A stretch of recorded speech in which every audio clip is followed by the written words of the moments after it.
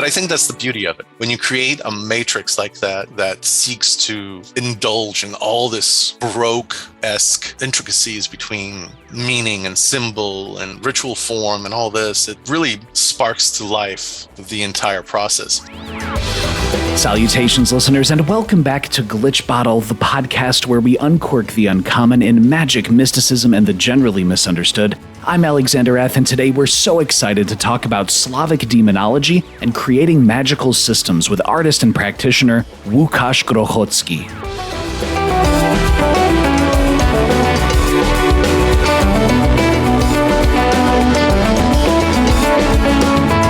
So, what does it mean to create your own esoteric system to navigate contact with grimoires, with spirits, to write your own esoteric alphabet and enter the spirit world? Well, Łukasz is a Poland-born esotericist, artist, and magician who, for decades, has explored the question, what does it mean to create your own magical system?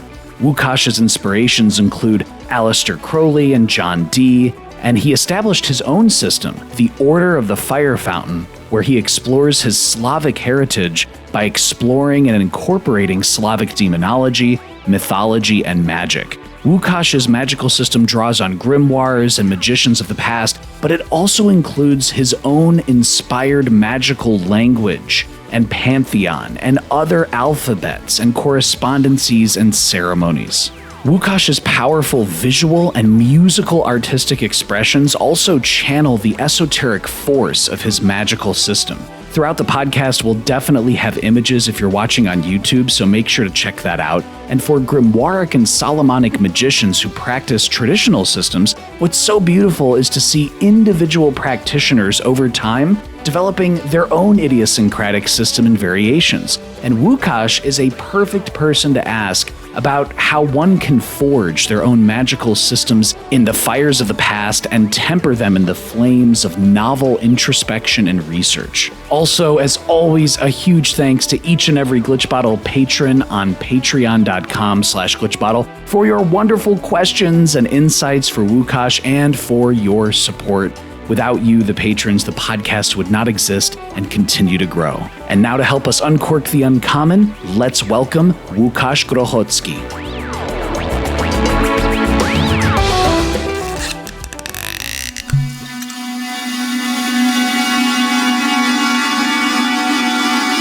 Łukasz Grochocki, thank you so much for taking the time and stopping by the podcast today. Oh, you're very welcome, Alex. It is my absolute pleasure to share the stage with so many other awesome magicians and writers. Yes, magic systems, right? I never thought for, my entire magical career that I would be sitting here cataloging words of thousands of words and trying not to be redundant, which is the easiest catch to be fallen into when you're creating words of magic. You're always going to have to do the dirty work of being a meticulous note keeper and forming your own system. It's quite the endeavor if you actually do commit to it. And like you said, 30 years. So quite a celebration of a lifetime.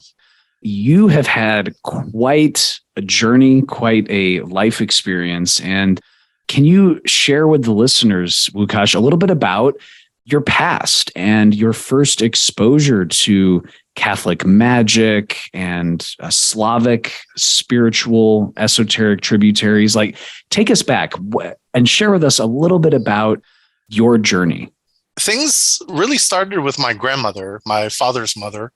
I can remember all of our family members, if there was any major decision to be had, people would run to grandma and ask her questions, and she would do cartomancy. And she was actually born in the very early 1900s, and her father was a surgeon in the Tsar's court in St. Petersburg. So my grandmother she wasn't quite, super nobility, but she was a lady of the court as a young teenager. And of course, as most young teenage girls, they're always curious to know who's their husband going to be and what they're going to be and how many children they're going to have and all this stuff. And I remember her telling me the story of these little mad gypsies running around the court, kind of infiltrating the hierarchy and trying to get their foot in. And the way they did it is by appeasing the young girls. And the young girls would, of course, want to know how to read cards and do all this kind of divinatory work. She knew how to read cards. And this, as a young boy, before I left Poland for the US, which was when I was 7 years old, it stood out in my mind, like, what is this? And I remember she would always like have the face cards of the regular playing deck, like the court cards.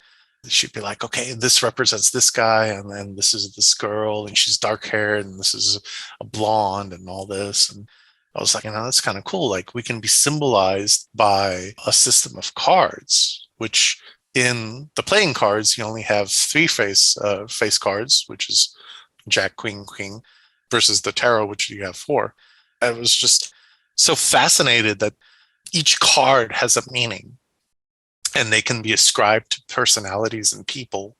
And then, of course, my father, who's also an artist, it's part of what in art history is known as the system's called systematic art, which develops out of constructivistic geometry, which just all in all it deals with like systems. So if any of you are familiar with the musician Bjork, her husband, or ex-husband, I suppose, Matthew Ricci, did a very similar thing. He was also a systematic artist where he used playing cards and the I Ching, and he makes his own system and things develop. And so systems already in my very young days were apparent, because my dad was making these giant 6 by 4 feet wide paintings that were just solid colors of black, white, silver, and gold, which he ascribed to the four elements. So I was already aware, by the time I was 6 years old, that there was four Platonic elements. And then, of course, my mother, having grown up in the 60s, was big into astrology, alternative medicines like reflexology, stonework, and all this kind of stuff. And then on top of that, I was raised in a very Catholic country. And so I attended catechism class as a young boy, giving knowledge to candle magic, which is, petitioning the saints, knowing what the saints do and what they can provide for you, and all this other stuff, which kind of hits home to a lot of the basic elements of magic, right? You got zodiac, you got elementals, then you've cartomancy, and then you have this whole thing about petition the saints and candle magic. And then on top of all of that, there's this substrata within Polish, I'm guessing most Slavic countries do the same thing. There's this element of dual faith, or dvoja wiera, which is the idea of combining old pagan gods into saints. And so they have this undercurrent. And if any of your listeners are familiar with like Aztec or Mexican mythologies, this is the same idea, where old Aztec deities become associated with saints, especially amongst the Maya, like Saint Simon being represented as a jaguar, lord of the underworld. A lot of the commonalities there, and Saint Elijah being associated with Perun, the lightning god. So there's a lot of multiple layers of original pagan traditions, and I say pagan. A lot of Polish native faithers is what they like to be called. So rodzimowiercy, they don't really dig the idea of being called pagans, because it just means country people. They're like, well, not fucking country people. We've been around here for centuries. So there's that dig. But anyway, you've got this folk tradition that comes through, and it has so many of these wild pagan elements. Like, I remember when I was as a kid in kindergarten, making straw effigies bound in the cloth of a dead person, like a shirt of a dead woman or a dead man. giving her some rosy cheeks and sticking her on a pole and, trumping around to the Wisła River, which is the main river that cuts through Poland in half. And a lot of the people or a lot of the kids, we'd have little whistles and sound making devices and cacophonies of all sorts, clapping, screaming, and we just jollily take the effigy to the stream of the river. And of course, we had a adult supervisor who was in charge of the incendiary devices, and they was either alcohol or gasoline or whatever. They just douse the effigy and lit her on fire and toss her into the water after, once she got going really good. Nobody ever thought about anything, but this is the old traditional pagan rite of drowning the winter death goddess, Majanna, into the river so the spring can come. Much like other cardinal holidays, if listeners might be familiar with like Wicca traditions or just basic Indo-Europeans, where you have the 4 main holidays, the cardinal holidays, the 2 solstices and 2 equinoxes, and the cross-quarter holidays. This is very much also in keeping with Slavic tradition. So in the winter solstice, there's these weird caroler kind of figures that come up. There's this entity called the Gwiazdor, which is a star being. And the Christians would like you to think that it's the Star of Bethlehem, but it's actually the Venus being the morning star or the evening star, depending on how it falls into the cycle. There's also this thing called a Torun, which is a goat dragon, basically. People who know a little bit about astrology, goat dragon, goat for Capricorn. Its fishiness turns into more of a demonic entity. And he's kind of he's a horny bastard. He goes tromping around and he tries to get all with the girls, and he works himself up, and then he, tires himself out and he falls down to the ground dead. And it's the responsibility of the young maidens to vivify him by rubbing him and then feeding him vodka and alcohol to restore his life force and bring him back to life. So these are certainly not wholesome Catholic traditions, but they are certainly part of folk life in Poland. There's so many other things. I mean, there's Jarioło and his betrayal of his wife, and she kills him, and she makes a house out of his bones. And there's so much of this that most common Polish people are like, yeah, that's just folky stuff. It's got a way deeper root. And we'll talk about a little bit more deeper how deep that root goes. But just to give your listeners an insight, let's back up the trail a little bit and talk about who the Slavs are. Because a lot of Westerners, might know the Russians and, of course, the modern day fiasco between the war and the Ukrainians and the Russians and all that. So it might have brought up a blip to our modern listeners, but this is not anything new to us. We're a very tribal society, and this conflict has been going on for thousands of years. So the Slavs belong to the Indo-European family, and there's a major break in the Indo-European family. You have a Western branch and an Eastern branch. And the Western branch is called the Kentum, and the Eastern branch is called the Satem branch. And this is kind of silly linguistic Victorian bullshit, because they randomly chose the word for 100 to determine which aisle you're at. If your word for 100 starts with a K or an H or a hard H, then you're Western, like centum being 100 in Latin. So you'd fall into that category. But if you're Eastern, then all your words for 100 start with an S, which is Satem, Sat, Sai, which is Persian, Vedic, Sanskrit, Slavic languages, and Baltic languages. The Eastern branch is definitely associated with 3 major cultures, which is the Vedic culture of India, the Persian culture of Iran, and as well as the nomadic elements of the Scythians and the Sarmatians that served as a buffer zone between the Slavs and the Balts and the actual Persian Empire.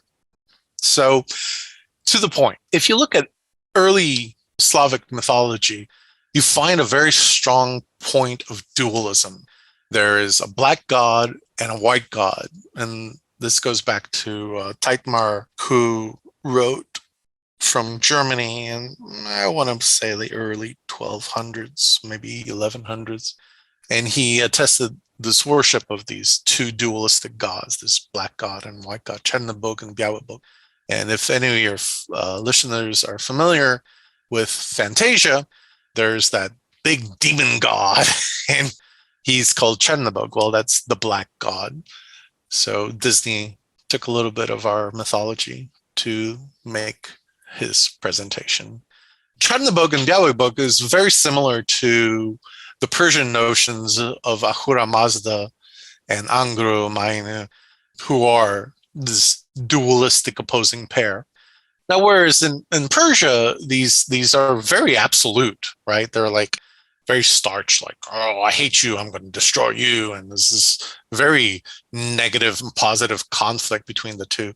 In Slavic mythology, you'll find that the opposition of the black god and the white god, who are basically epitaphs for Perun and Veles. And Perun is the lightning god who dwells within the branches of the upper world of the world tree, and Veles is the serpent dragon type god that dwells within the roots.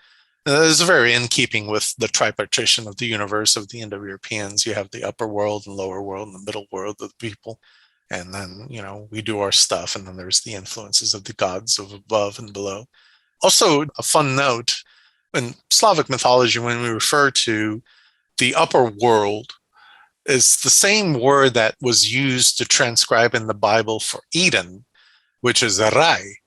And Rai is a Persian origin word that means a garden, especially a garden with birds. And what's significant about that is that the garden with the birds is this notion that the Slavs always had, that birds represent spirits of the dead or spirits to be incarnated into beings. In Gniezno Cathedral, which is one of the earliest cathedrals in Poland, probably dating back from the early 1100s, one of the doors has this person dying, basically, but then out of his mouth emerges this bird.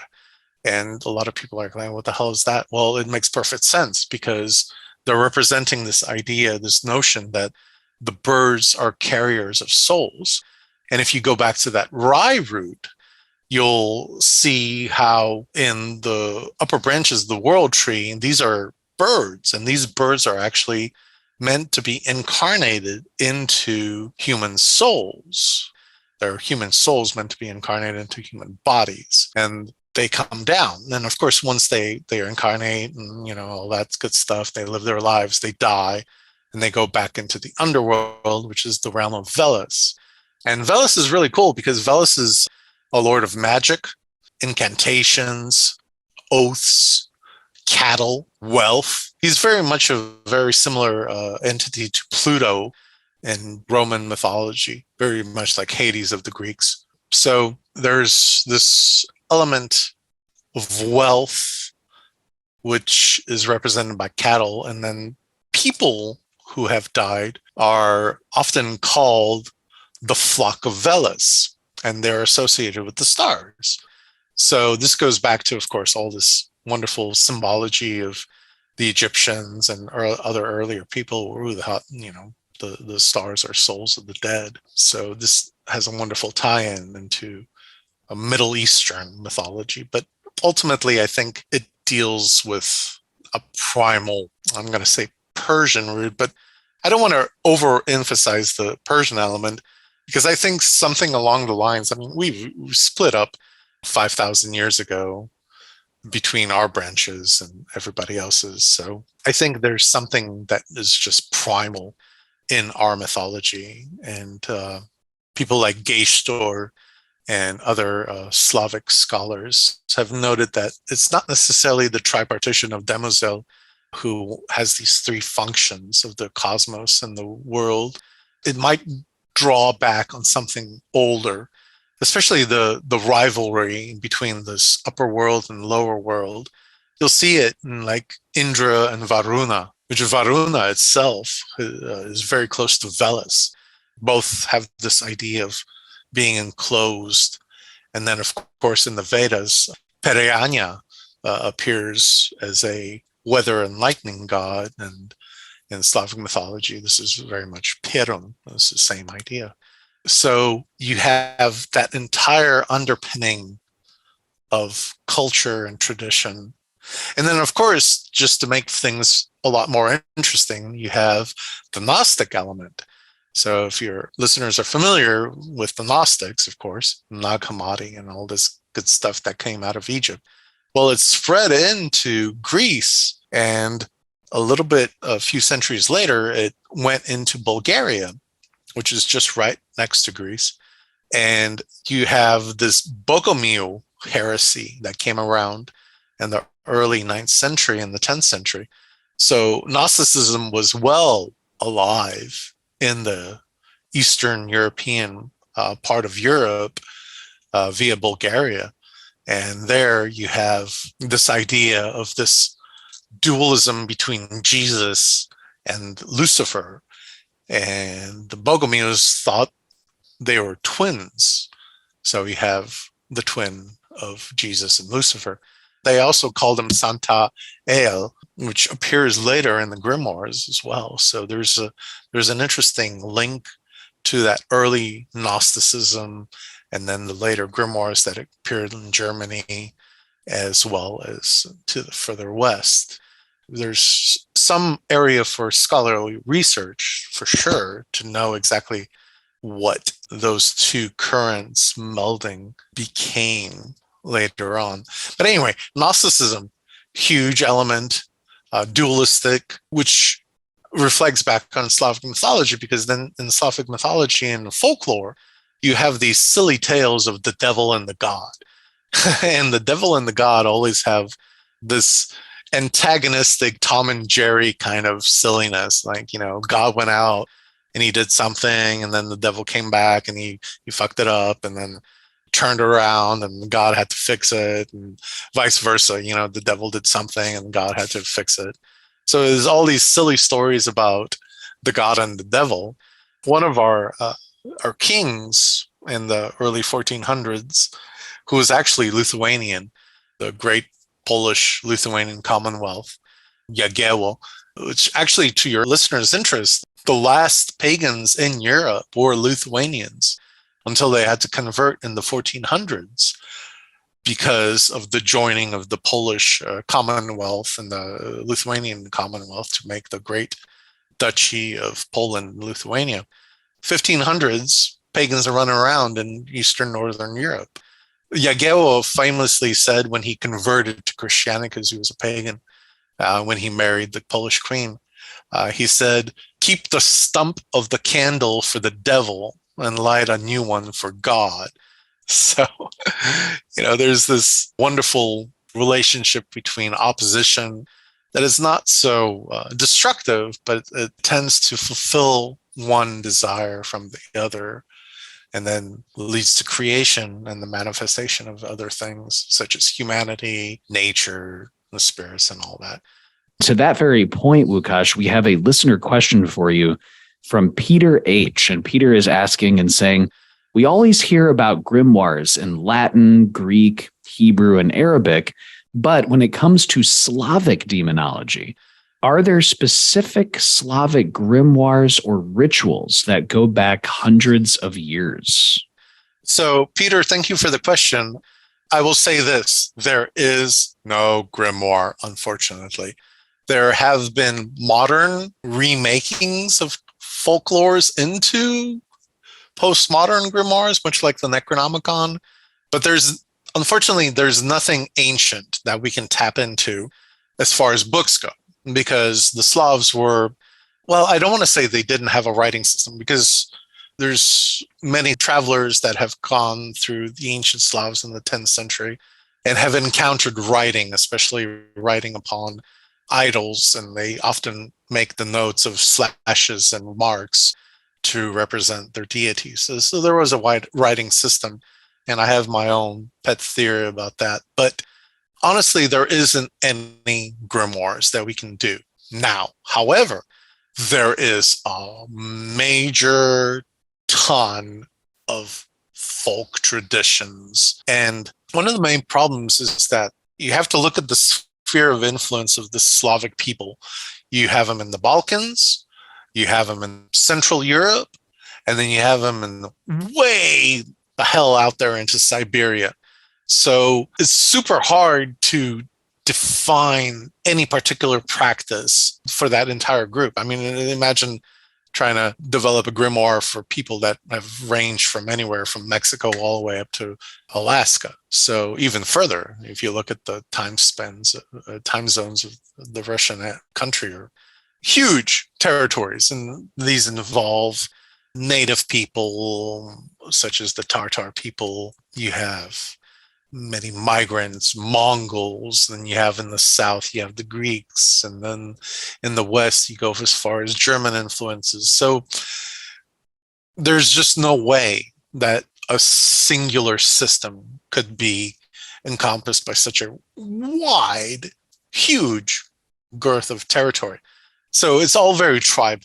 And everywhere you go, there's different folk traditions. Like in Poland, you have traditions. Yes, in Czechoslovakia or Czech Republic and Slovakia, their traditions, and that's the Western tradition. And of course, you have the Kashubians and their traditions. And then you go back to the east, you have the Belarusians, the Ukrainians, the Russians, their traditions. And you have the southern traditions of the Serbs and the Croats and Bosnians, and you've got the Bulgarians. So it's a super hard thing to try to pin down. But I know for certain there are traditions of the oral variety where you go into villages and they'll give you a particular mark to define your being. You'll have elements of the evil eye, tying a red string around babies' hands. The whole idea of a baby being born, then bringing into the house for the Rodzenice, the fates, and they come, and then they determine your fate and all this stuff. And this is common in most Slavic countries, but the incantations and the words you say, they're all variants because of such great territory. I mean, we are the original dwellers of the Urmachite, which will put so many spikes in Western scholars' eyes.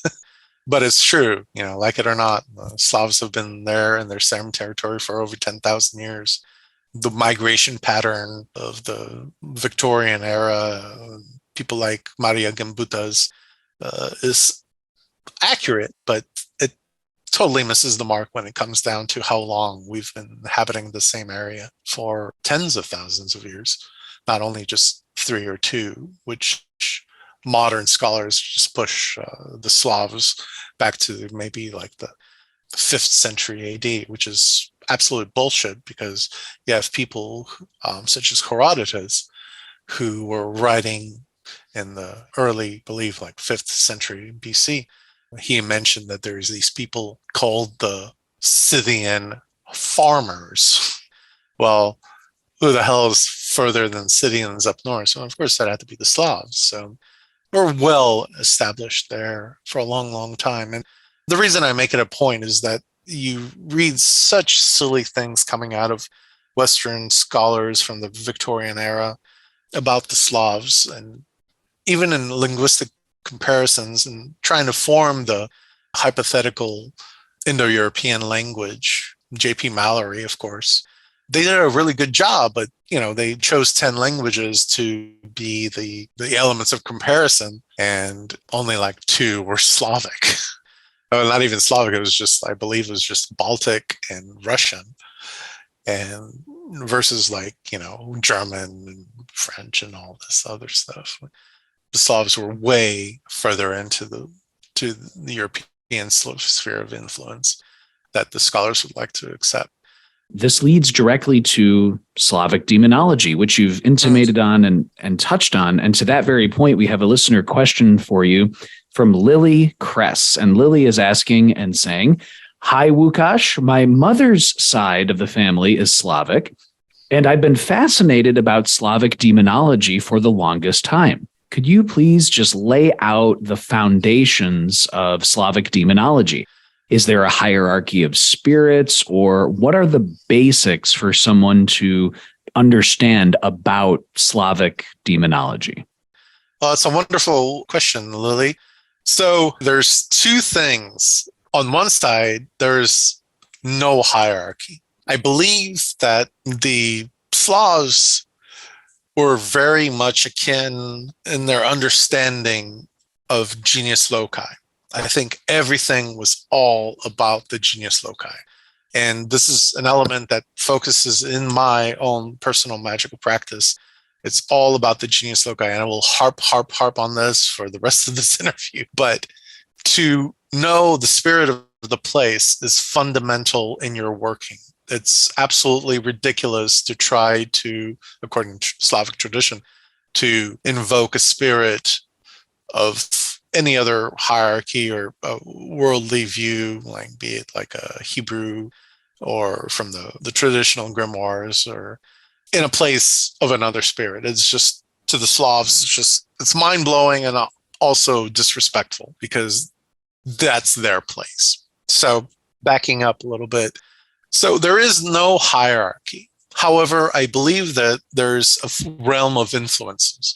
You have the spirits of the forest, you have the spirits of the fields, you have the spirits of the waters, you have the spirits of the sky, you have the spirits of the underground. And within each realm of influence, I think there might be sort of a structure, but it's not really clear, because in a lot of the Slavic thought on demons, there's 2 points of argument amongst scholars.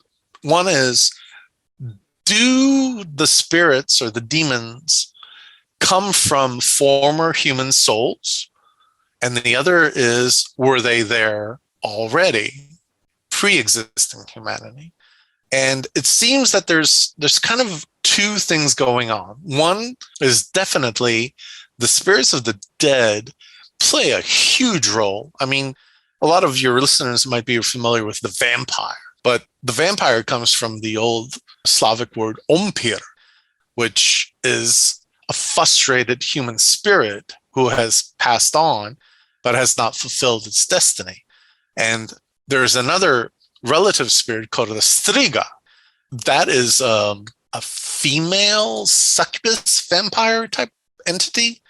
She wants to devour human blood because her life was short-ended. And this is the fundamental thing. How you died determines the way you will be incarnated into a demonic being. So if you're a young maiden and you did not have children, you'd become a kikimora, which is a spirit that likes to steal children. And I believe in the southern, especially Louisiana traditions in America, you have this thing called a changeling, which is this baby that has been kidnapped by supernatural and taken into the other world and brought back to this world with gifts and qualities. So that's what a kikimora in Slavic tradition does. You have the spirits of drowned maidens, such as the rusalka, which is probably the most familiar to Westerners. But there's other ones. There's the brzeginas, and there's topielets, and then there's also other entities. But each one of them depends on the way they died in the water. If a topielets drowned himself on purpose, being a male, he would become a servant to the vodnik, who is the lord of the waters of the place that he died in. And then there's some crazy ass shit that goes on in quote unquote folk magic. So it was believed, for example, that a rusalka, a drowned female spirit, if a person or a man would be able to get her clothes or her, her shawl while she's bathing. And then he could contain her power and she would be submissive to him and then fulfill his desires, not only sexually, but, just become his wife and his partner. And then throughout time, if he did not reveal her essence, then everything would be cool. But then should he say something, everything would go to shit. So there are many accounts of snubbed lovers killing their would-be lovers to attain their power as rusalkas and resurrecting their power during that transformation and gaining their power by stealing their clothes and making them bound to them. So some definite, let's just say, left-hand path qualities in the early Slavic traditions. There's other spirits, of course. There you have the Domovik, which is the spirit of the field, and the Bannik, the spirit of the bathhouse. I think Andrzej Shelik, he lists something like well over 200 types of demons. It's not just a variation on a theme like, oh, okay, it's a water demon and you got to, no, there are specific type of water demons. And there's like hundreds of these things. Going back to the point, when early missionaries came into the Slavic lands, the gods were fairly easily assimilated with the saints, and that was pretty easy. But man, they could not get rid of those genius loci. There's just no way, because every village, everywhere, one would go outside of their house, there'd be a sacred spring, there would be a sacred grove, there would be a sacred field that you have to cross, and you have to put on talismans and walk across those fields and do your offerings. And if there's a maiden that was drowned in the water, you'd have to perform a horse sacrifice and hang the horse in this tree, which is very similar to a lot of Celtic traditions. All these other crazy rituals that you had to do just to basically walk, a mile across your territory. I remember a coworker of mine at the magic shop, she made this comment that, it's like, if you're a Slav venturing out into the fields, you're going to have like 100 talismans on you to knock out the influences of the local spirits. So there's not a hierarchy, but there's a substructure of each of the demons and their realm of influence. The other flip side, as I mentioned, there's a contention that there's also a realm of demons that pre-existed humans. Even though humans die in particular fashion and are born into some sort of demonic forms, they become servants to these pre-existing demons, such as a Leshy. A Leshy is a forest demon. If you're lucky, you'll just walk out of the forest with your clothes inside out and backwards and stumbling around like a drunken fool. If you're unfortunate, you will die of madness. And I think this is a main element in Slavic demonology, that you have to respect the place you go to. If you choose to do something in a particular place and you don't offer an offering to the genius loci, you're going to get screwed with. And not only are you just going to get screwed with, you're probably going to die. So you have to appease them in order for you to get anything. So it's not just an easy ride through the realms of influence of these spirits. They're demanding, they're, I want to say malicious, but they are certainly vengeful. And on top of that, you're in their realm of influence. So be careful. You also touched on a few moments ago, not only the demonological aspect, but also the aspect of the dead, those departed souls. And as you said, the relationship there. And to that point, we have a listener question for you, Łukasz, from Grace Mariam. And Grace is asking and saying, I will have to pick up a copy of Łukasz's book for the full details, but what is the, quote, consecration of the Domovik house spirit? Grace is asking, is this a spirit of specific kinds of houses? Thank you so much, Grace. Yeah, Grace. Domovik is not a type of different houses. He's basically the house lord. Dom in Polish and Old Slavic is house, and Vik is the lord. So it's the lord of the house. And it most often, the Domoviks are represented by the visualization of the elder of the house. So it being the grandfather, the great grandfather. Back in the day, Slavic houses were composed of multi generations. So you had, grandparents, parents, children, their children, up to 4 generations. And these things were huge.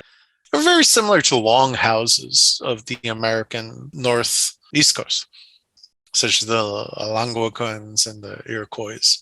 You have this idea of, as well as the Northwest Coast with the Salish and their epic multi-generation houses. But anyway, regardless. So you'd have multiple generation living there, and you'd have the great grandfather or the grandfather and the great grandmother. And it was always the two elders of the house that were manifested into these supernatural beings. And they took their guises because they were sort of like emanations of themselves, but they were also like this really creepy aspect of like, this is my dead form walking around the house. So you have like these dead versions of you walking around the house until you die, and then you can become the thing. And the way you became the thing is really interesting. So the Slavs, for a long, long time before Christianity, and even after, were big into this idea of cremation. I forget the Arabic traveler, Ibn something or other. He came into the Slavic lands about the early 1900s, and he witnessed a funeral pyre, and he was like, "Oh, why do you guys burn your dead?" And the Slavs were like, "Well, because in a glimmer he will become part of heaven." So there's this heavily influenced idea of the dead becoming part of the stars. And again, this is such an echo to the Pertem Chru of the Egyptians, where, it says that the spirit of the dead becomes a star, very much in keeping with the Slavic tradition. And I'm not trying to say that one is related to the other. I'm just saying that there's an underpinning current that relates this cosmological theme amongst these disparate people. So the Domovik is the house dwelling spirit. Very similar to the the Roman traditions of the house spirits, where you had the house spirit of the ancestors being incarnated as the house spirit that protects the home. This is very similar to the Slavic tradition, except there's this huge thing about thresholds in Slavic tradition. And if you go to any Slavic home today, or Polish or Russian, Serbian, if you stick your hand out across that threshold to shake the landholder's hand, he will give you the shit look, because you do not do anything across the threshold. And the reason is that the dead were buried under the threshold of the house with their ashes, of course, not the whole corpse. It would take too much, but the ashes were spread under the threshold. Doing something across the threshold has two consequences. One, you're engaging with a liminal spirit, which may or may not take possession of you. And two, that liminal spirit might be attracted to this world. So you don't want to stir some shit up. That's going to cause some problems. So even in burial rites, if somebody was to die in a house, you never, ever, ever, ever took them across the threshold of the house, because if you would, the threshold itself would act as a magnet and retain the spirit inside of the house. So what they did is they took the dead through the window. And that might sound silly, but there's, silly as it is, and all magic has its own theories. So the window was thought to be, when you lift the window open, you allow wind to pass through. And wind, pneuma, of course, is associated with the soul. So taking the body through the window allows the soul to go into the next world without being bound into the physicality of the house. So you have the dead, but then you have the dead that are allowed to come back into the house. And this is usually done around winter solstice, where gifts are left out for the dead. And of course, Jade. Jade is the Slavic version of Samhain, that cross-coordinate holiday. So in both of those occasions, the dead are invited back into the house. And I remember, one of those neat things. I remember as a young child, when we did Christmas Eve supper, there was always a place set up for the dead. It was very much the Wiccan tradition of a dumb supper. It was very much similar, except we'd have parties and feasts. So it wasn't quite a dumb supper, but we did have this place set up for the dead.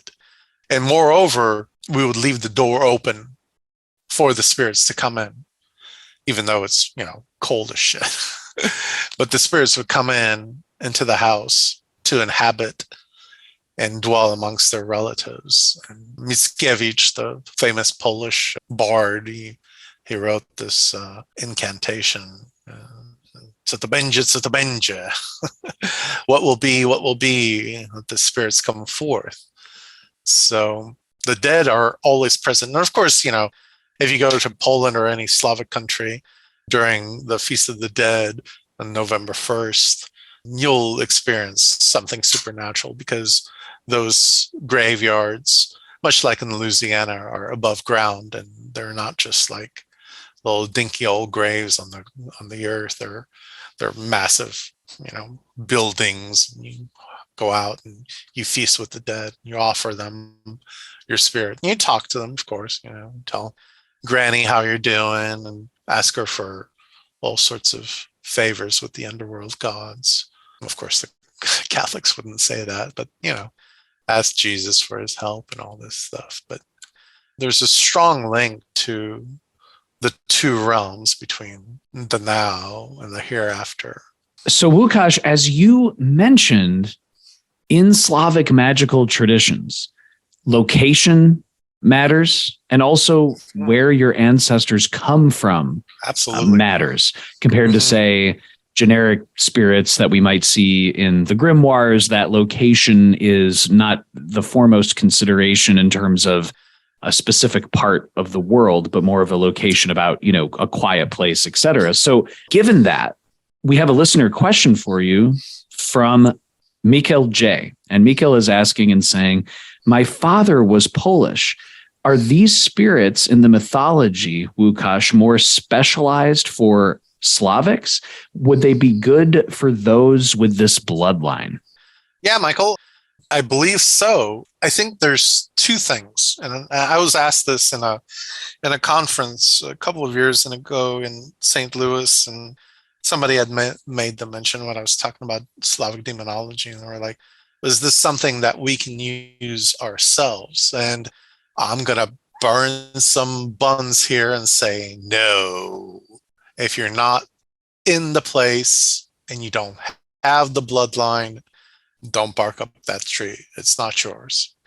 Much like in Japan with the Kami and many other societies who have, like the Navajo and the Hopi, they all understand that the place that they live in is inhabited by spirits. And those spirits can be anywhere from the dead, actual supernaturals from the stars above or from the worlds below. They come to inhabit those places. And this is very much similar with the Slavs.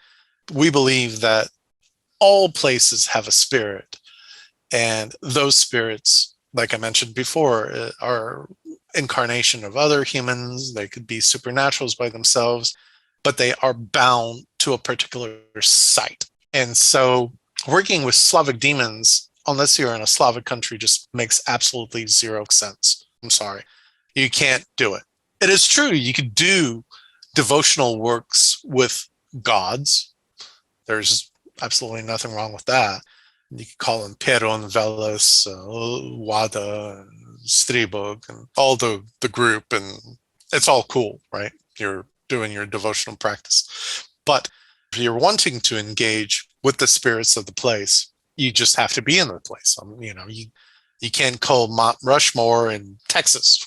You got to go there. That's the whole point. The other element to your question is the bloodline. Yes, the bloodline is fundamental. You can be not of the bloodline and not be Slavic and try to communicate with those spirits. And I'm just going to say facetiously, good luck.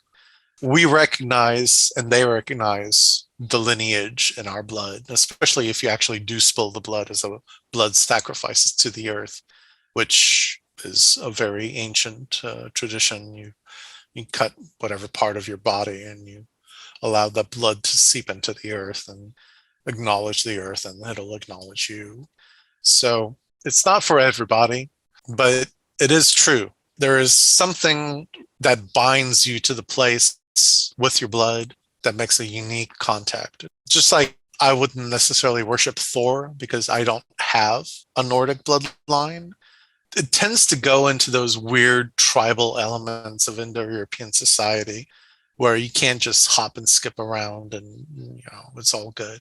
In America, it's a little different because a lot of people are hybrids, so they have lineages of many bloodlines. You could be Slavic and Norse, you can be Anglo-Saxon and Greek, et cetera, et cetera.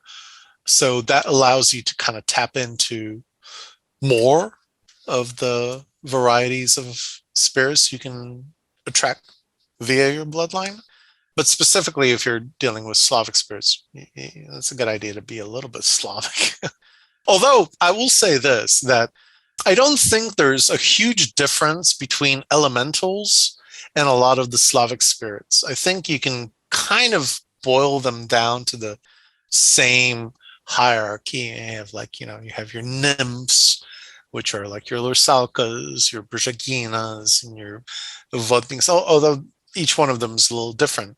But I think you can kind of slump them into general categories, although they're not quite the same. Kind of a theme, Łukasz, that you've woven throughout all of this critical information and tradition is the fact that you have this deep connection with your own ancestors and your own family and your own individual journey. And so this is a great time to talk about, you were born in Poland, you are being raised with these traditions, you are delving deep into Slavic spiritual traditions and Slavic esotericism. Can you tell us about your journey about moving to the United States and learning English and just everything that's going on while you are immersed in these esoteric traditions? Yeah, for sure, Alex. So, not to date myself, but I came to the US in 1984 at the ripe age of being 8. There's always been a thing in me that is just so interested in linguistics and etymology. And I remember talking to my dad when I was a couple of years old, maybe 6, 7 years old, and asking him, why is it that we say this in Polish? Why is it that we talk about this? My poor dad is well educated, but he was just I don't know. He would give me some ideas, but there's always something in me that was just so fascinated with linguistics. And when I came to America, we first lived in Portland, Oregon. And this is Portland in the 80s. So I didn't know English. I knew 2 words night and day, but not night with an N, but armored warrior and day. And I think I maybe a few other words, but it's nothing. So I remember I was shoved into ESL class. And of course, everybody's speaking Spanish. I'm like, well, this is not what I'm speaking.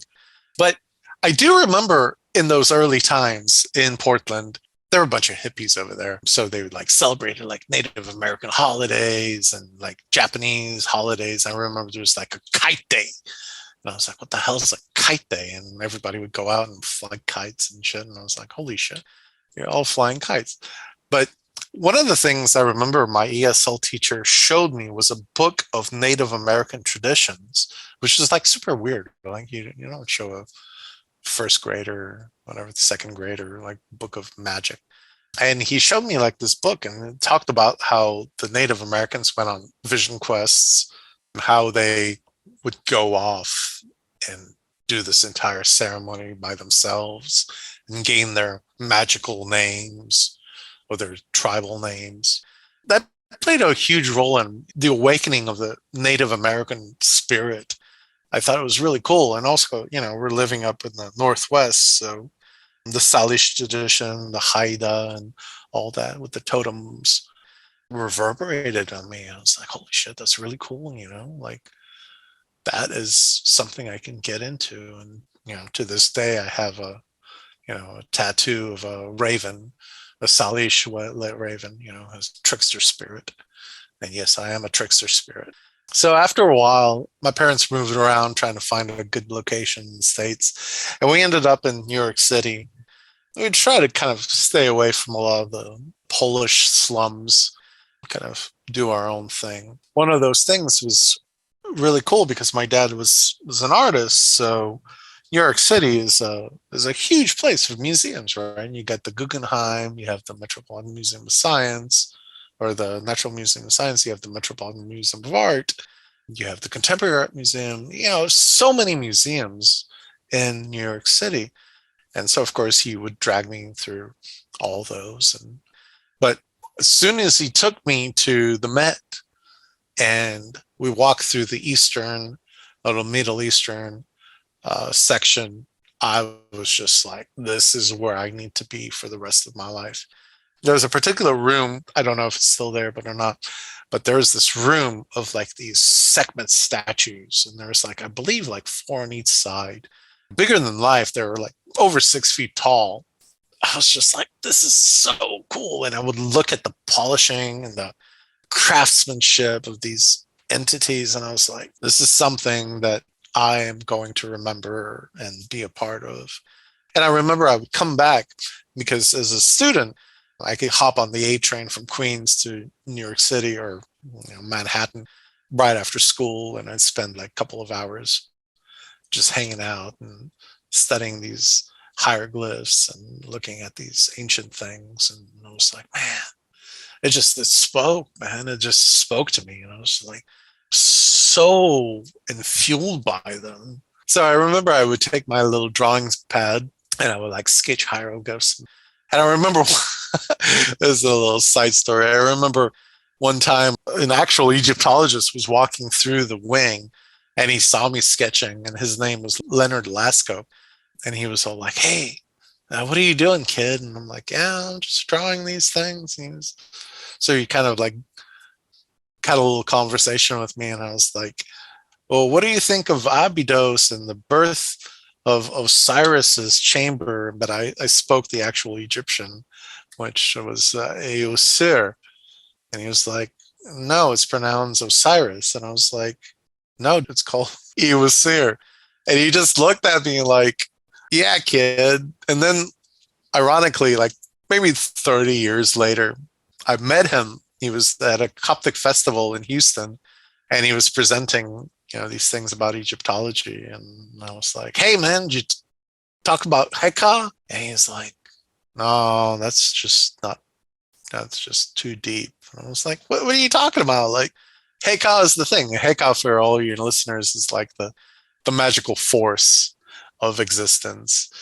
And I realized at that point, even though my heart was so devoted to Egyptology, I realized the Egyptologists had no heart for Egypt. Like, they were just scholars picking away at something that they thought was cool, but they had no reverence for it. And I was just like, many years later, I decided to be an archaeologist of my own world, because the world that I was interested in was quagmired by dogma and ideas of what is and what isn't history. And why would you study something that is so magnificent and not honor it? And it's just, I didn't get it. My 10-year-old brain didn't get it, but my 20-year-old and 30-year-old brain did get it. Soon after, we moved to Houston, and I got into the left-hand path, listening to metal, thrash, and all these lyrical things of Slayer and Morbid Angel, and talking about the Necronomicon. And Of course, the Necronomicon and Satanic Bible are like these Avon publishings that you can get for like $5, right? Maybe, well, I don't know how much it is, but back in the day, they were like $4.99 a piece. And I got both of them, and I thought they were really cool. People are going to diss on the Necronomicon and Anton, but you know what? I think both are really legit books of magic. They're postmodern, of course. They have their own qualities about them, but if you look at like the PGM, which is 2,500 years old, maybe 2,000 years old, I mean, that's an amalgam of different traditions just slapped together and made into something quote unquote real, no different than the Necronomicon of Simon. It's just slapping all different traditions and putting it together, and it's just nowhere different or more real than other traditions.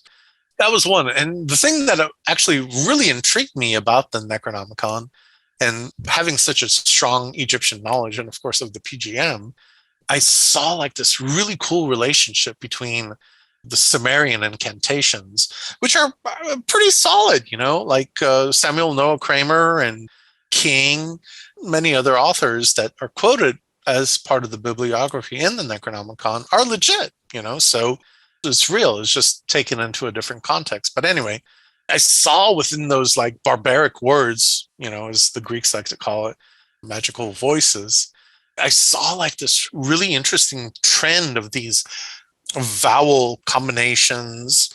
And in the PGM, you have the 7 sacred vowels, and construction of incantation within geometric forms like the wings. And I was just like, somebody somewhere knew what the hell they were doing. They were drawing from a particular source into a modern context. And then the other thing, Anton's, the Satanic Bible, it's divided into 4 chapters, which is, I forget right now, but I think it's like Satan, Belial, Lucifer, and Leviathan. And the book of Leviathan was actually the 18 keys of D, or the Enochian 18 keys. And at first I didn't know where they were getting this information from. But, in typical Anton fashion, it was like you changed the word for whole most highly God to like the infernal king of hell. He made it all metal. And I was like, okay, the transitions are cool, but I was more intrigued by the actual language. Like, what is this? Where is this coming from? And many years later, I actually found out that the Enochian keys were derived in Poland, in Krakow.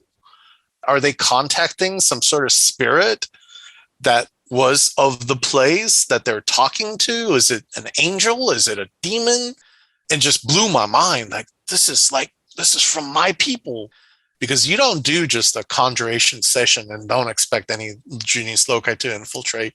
Like, I'm sorry. And looking at the linguistic structure, I'm not going to say it's Slavic or anything, but it certainly has the inflections of a local dialect. This is pure conjecture, but there's something in it. And whatever it was, it inspired me to look at the Sumerian, the PGM, this Enochian language. And I was just like, holy shit, it's all about language. And going back to when I was a kid, I was drawn to the ancient Egyptian hieroglyphs and knowing them. So there's this idea of the ancient language, the Aurum lingua, the original language. And I was like, what is that all about? And it drove me, Alex, to like discover where it comes from. What does it come from? Who are the people? Agrippa talks about Hebrew being one of those Uramhite languages, the original land languages. And it's awesome and all, but I think he missed the mark because, historically, people didn't know shit about ancient Egyptian. And I'm not saying ancient Egyptian is the shit all or anything, but it goes deeper. And then you go into Sumerian, it's like it goes deeper still. And there's something so fundamental about that, Alex, that there's this idea of the magic language, and I think your fellow YouTuber, Justin Sledge, he talked quite a bit about this idea of the magic language and how it fits into a philosophical context. And he goes a little bit deeper than I would like to. But I think in general, how can you not think of magic without language, right? Language, the idea of invocation, the idea of speaking things Absolutely. into existence is something that has magical properties. Logos, right? Goes back to the first chapter, Genesis, right? Logos, right? In the New Testament, the word was of God. In Egyptian, there's the Heper Heperi Heperum, which is the manifestation of the first God, and he speaks his emanations into being. So, logos. The word itself is, I love what Jack Grail says in his class, but he has this little mantra that he repeats. It's like, what you call comes forth. And I think it's brilliant. It's so true, because what you do call forth does come forth. It's the thing that manifests from your vocalization. And if you don't get it, then I'm sorry, you missed the mark. But there's that element that just brings things into existence, and it is the spoken word. Like in the Egyptian mythology, it's Ra or Atum speaks. I think it's everywhere. I don't care what mythology you follow. There's this idea that the word manifests, and I think that's just fantastic. And this, leads me to this idea of creating my own language, because there's this drive to communicate with spirits, but using other languages, I think, Alex, is problematic, because it deals with this whole baggage of history, society, culture. So even, just for an example, the Polish word for God is Bóg, but it's derivative of Baga from the ancient Vedic language, which is a divine Lord, which is an attribute to Vishnu. So, these devout Catholics are saying Bóg, which is, just is an epitaph of Vishnu, which is, almost comical, but it's true, right? So you can't go outside of the language parameters because they're so constrained. And even though they're so badass, I'm a freaking huge Egyptian fan, but it's still, I'm not an Egyptian. I will never be an Egyptian. So it goes back to like that question earlier when, they were asking, like, can you summon up these spirits that are not part of you because of your bloodline? Well, I'm not an Egyptian. I can't do that, but I can use the Egyptian influence to do something, or to inform my magic from their knowledge to do something else. Is there anything else regarding the influences that you were absorbing as you were kind of getting exposed? Things like, the Golden Dawn and Aleister Crowley, anything that you'd like to share with us? So, when I was studying the ancient grimoire tradition, of course, I was exposed to the King of Solomon, the Goetia, the Lesser Key, Langmatan, and all that good stuff. Many other traditions. But one of the things that I ran across, of course, was Golden Dawn. And actually, it's kind of a funny story. When I was a kid, I begged my mom to give me a subscription to that Time Life magazine books called The Mysteries of the Unknown.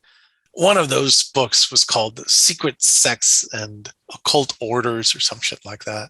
And I looked at it, it talked about in the first pages for like the early Gnostic weirdo-ness, and then it went to like Rosicrucianism, and then the Freemasons, and the last chapter was the Golden Dawn. And I was like, this is the coolest thing ever.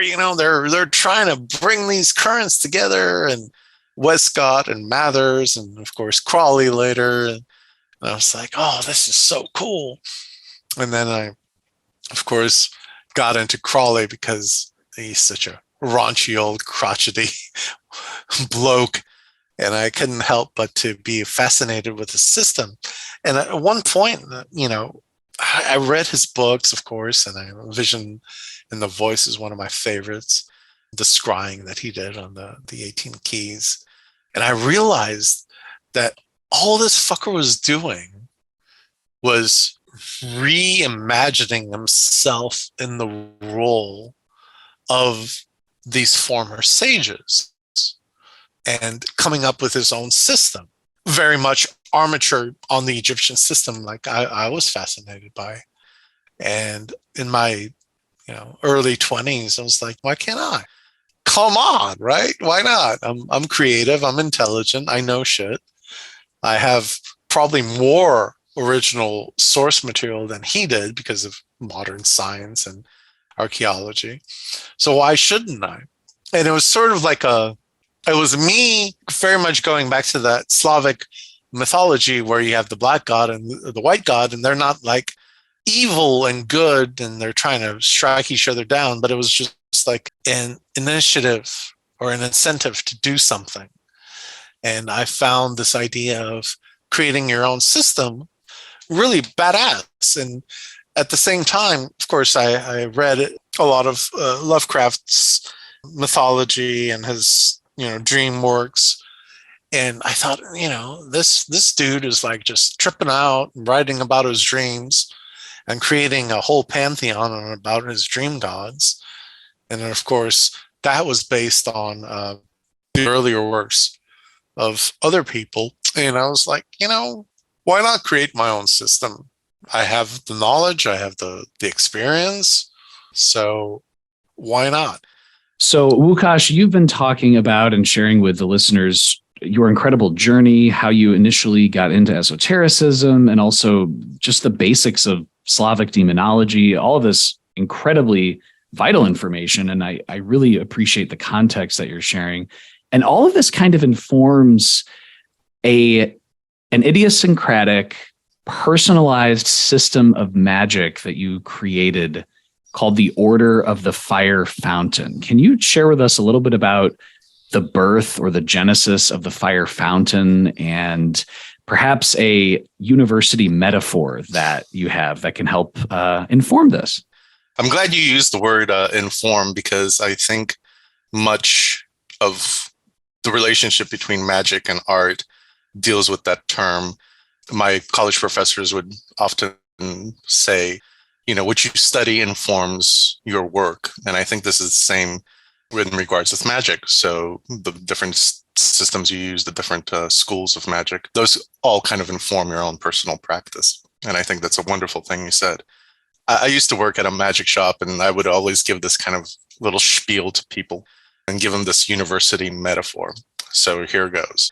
So the university metaphor for magic is that when you start off with magic, I think you're kind of like in primary school. You read about the things, you read about the different grimoires and the different traditions, and then you kind of move on to high school, and you kind of get your fingers dirty. You actually buy those books, and you might even start doing things out of them. But then eventually, you go to the university after your high school, and you kind of, start dabbling deeper and developing relationship with particular spirits and systems. And if you so choose, you can go all the way up to, being a doctor of magic. And that will probably entail, something like Stephen Skinner, who's proficient in his craft of just writing and research and all that. But after college, it's pretty much, it's time to roll up them sleeves and get a job time, time to get real. And I think in the context of magic, getting real, to me, at least personally, kind of sparked this interest of doing something my own.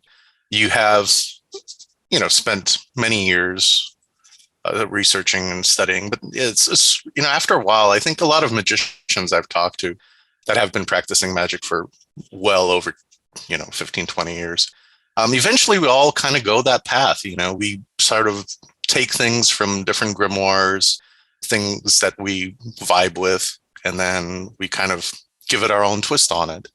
I remember one of your guests, I think it was maybe Jason Miller, was talking about how, the beginning of every working in a grimoire, you have like the first couple of pages is the evocation. And then people get so caught up in the evocation that they forget that there's a whole relationship with the spirit that you're going to eventually forge. So don't get caught up in the details. Look at the big picture. And I think a lot of magicians do that after a while. They'll be like, okay, well, this is how the PGM works, or this is how the Golden Dawn did it. But eventually something in us sparks our own path. And I'll say this, I think personally, it was certainly kind of prodded on by my personal daemon, my little communicator guy. It was kind of a push, but it was an inevitable push to go somewhere. When you study art, you do this too. You copy the masters, you do the things, but then eventually you're like, well, all right, that was cool and all, but that was a big exercise into doing things. So that's my big university metaphor. Perhaps a little winded, but anyway, that's the main idea, is to develop something from those things that have been informing your work and create a new thing out of it. I think, Łukasz, this leads to an excellent listener question we have for you from Layla, who is asking and saying, "Hi, Łukasz. I find your system fascinating and inspirational. My question is, when you established the Order of the Fire Fountain 30 years ago, was there a specific opening or dedication ritual that you did, whether for yourself or your working space? Thank you." Yes, Layla. Thanks for the question. There actually was a very interesting event that started this whole thing. It's kind of a funny story, and it's kind of very telling of the journey that I went on. So it's what Brian Kramer, my magical partner in a lot of these workings, came up with this term for this thing called the whispering zone. And so what we decided, it was quite conscious decision. We had a series of visions and dreams that kind of led us to a particular structure, but it wasn't quite developed. But we knew there was something about the number 3 and the number 9 making 12. And I'll kind of talk about that when we get a little deeper in. But we knew there was something about that number 12. What we decided to do is to basically create a sacred space, turn off the lights, burn some candles, do some incense burning. And actually, he was living in an old barn that was converted into like a garage type apartment. And the very top of the barn was trapezoidal. And there's something about that shape that's very interesting. There's a big thing about the trapezoid in the order of, or in the Temple of Set. And of course, there's this whole thing about the trapezoid being a quote unquote frustrating form because it wants to be a triangle, but it's been, cut off. So the theory is that the shape helps manifest spirits, or at least provides a space for them to manifest. So his room was like that, was a big, long trapezoid.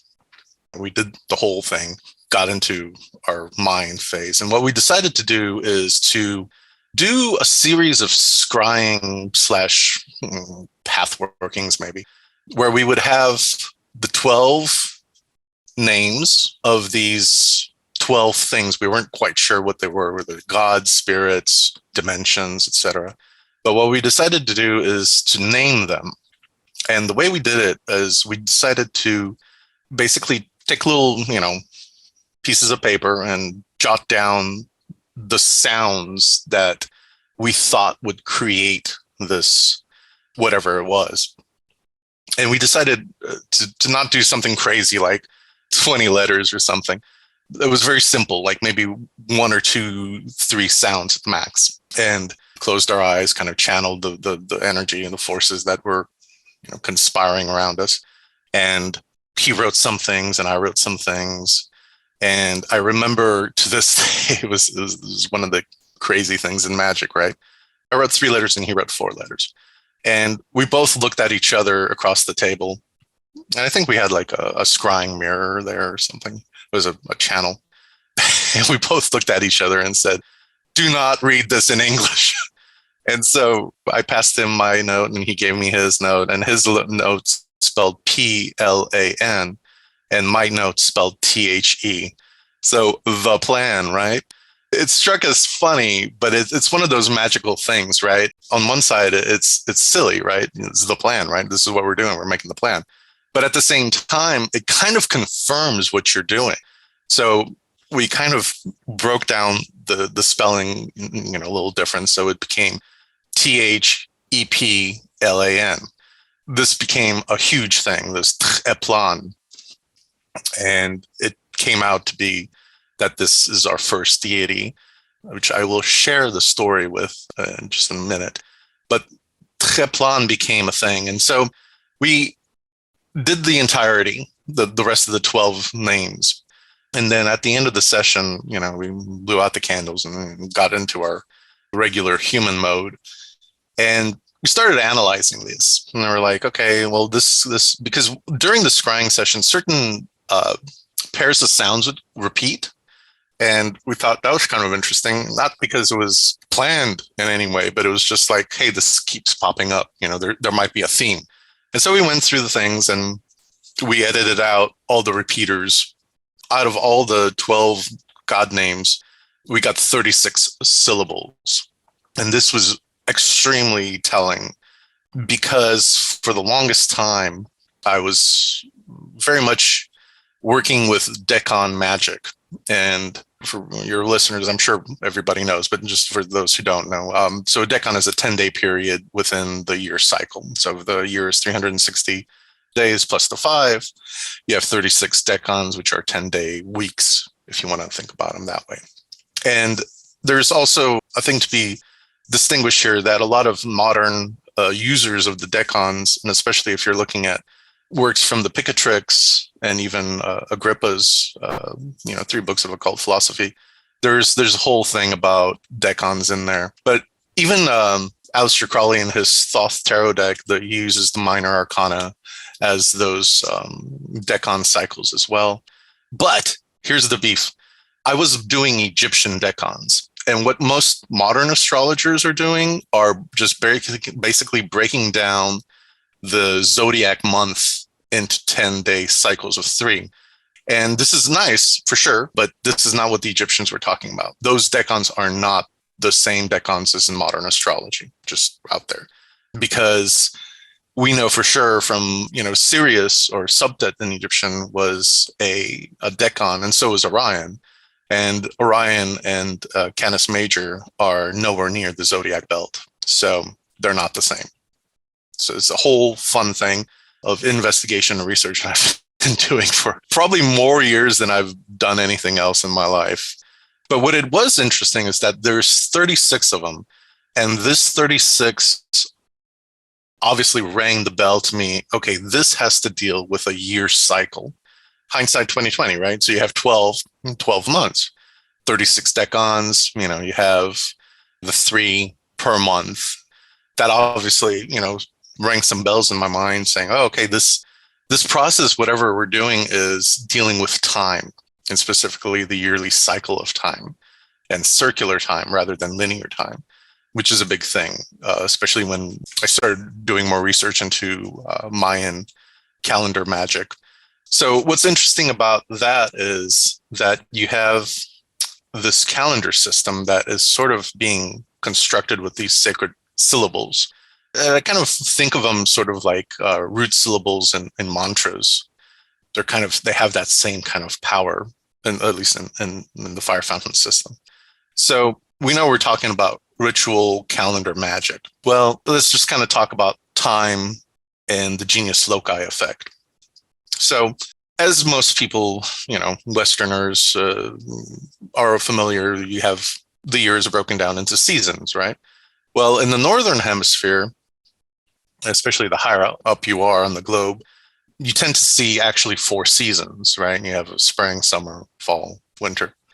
Right now, I'm living in Houston. So the latitude, if you span it across the globe, it's actually the same as Saqqara in Egypt. So that got me thinking, okay, so we're not only sharing the sky of the ancient Egyptians, but we're also sharing the climate, right? Because if any of you know the South, we don't have winters. Right now I have my AC on and it's 75 degrees outside. And this is our quote unquote winter. So yeah. So it made no sense for us to retain this structure of 4 seasons. It's nice, you can break them down into elements and all this good stuff. But when you look at the Egyptian calendar, because of the season similarity that we have here, the seasons are broken down to 3 seasons of 4 months apiece. And this kind of forms our ritual calendar. You have 3 seasons, and then within each season, you have the 4 months. So those 3 seasons are symbolized by the 3 alchemical principles, mercury, salt, and sulfur. Within each season, you have the 4 months, which are then ascribed to the elements, which is water, earth, fire, and air. And within each season, you have kind of a mini year, I guess, if you want to call it that. And then for all those 3 seasons, you have 3 different separate workings. Now, it gets more complicated because, like I mentioned about the decans, so if you have that 1 month, that month is broken into 30 days, and then each of those 10-day periods also has a triplicity effect about them. And I think of them as kind of like also in alchemical terms, but here I apply the 3 phases of black, white, and red. Not only are you having kind of a mini year ritual within each season, you're also having a mini year within each month. So it gets super convoluted within the structure. But basically, if you work out the matrix, if you imagine 3 columns and 4 rows, and the columns are ascribed mercury, salt, and sulfur, and the rows are water, earth, fire, and air.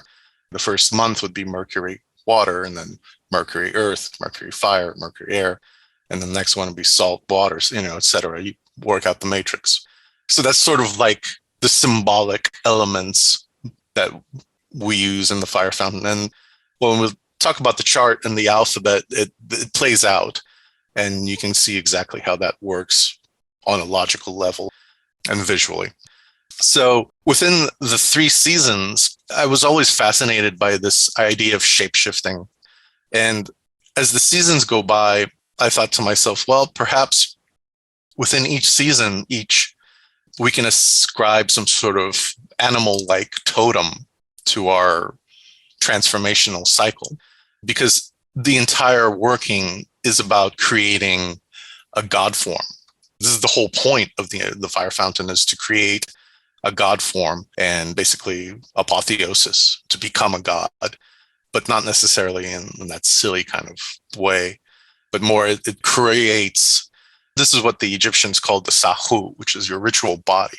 So when you do magic all throughout your lifetime, you're actually creating this vessel of magical stuff. And after you're dead, that's actually what becomes your god form. And that's what helps you ascend to the sky. A lot of people might be familiar with the Ba, the Ka, and the Aku.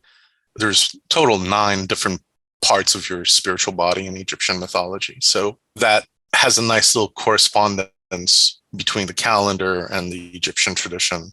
But I decided to kind of create this idea that within each season we'll have a different aspect of the earthly powers that be. So water, earth, and sky, right? There's 3 principal creatures. So in the first season, where it's like super, super hot in Houston, you're sweating. So a lot of watery kind of stuff going on. So you would choose a form, a ritual form, totem form, whatever, however you want to call it. And that first form would be associated with something that lives in water, like a fish or, an amphibian or something like that. Then the next season, you get into sort of like that fallish weather pattern. So you kind of want to don a little bit more of a thicker skin. So this got me thinking about furs and creatures that walk on all 4s on the earth. They have this kind of idea of furs and being warm and snuggled. So you would choose one of those. And then finally, the last season is like our springtime, which is the only time that's actually nice, where it's low in humidity and it's not overly hot. So, you have this uplifting feeling. And I thought, well, this is perfect for like a bird form. So you have like a fish form, an earth form, and a bird form. And you merge those 3 forms at the end of the year, because you remember you got those 5 days left over. And those 5-day cycle is associated with the 5 senses. So you kind of merge these 3 forms together, and you could have like, the pause of a jaguar and like the tail of a fish and the wings of some sort of eagle or whatever, whatever your creatures are. And you kind of envision this being. And as the 5 days progress, those 5 days are associated with the 5 senses. So like on the first day, you give your creature the sight. And the next day, you give it the hearing. And then, go through all the 5 senses. So at the end of the year, you've created like this vessel, and then you start all over again and you rebuild that being. And every year you're kind of like waxing it.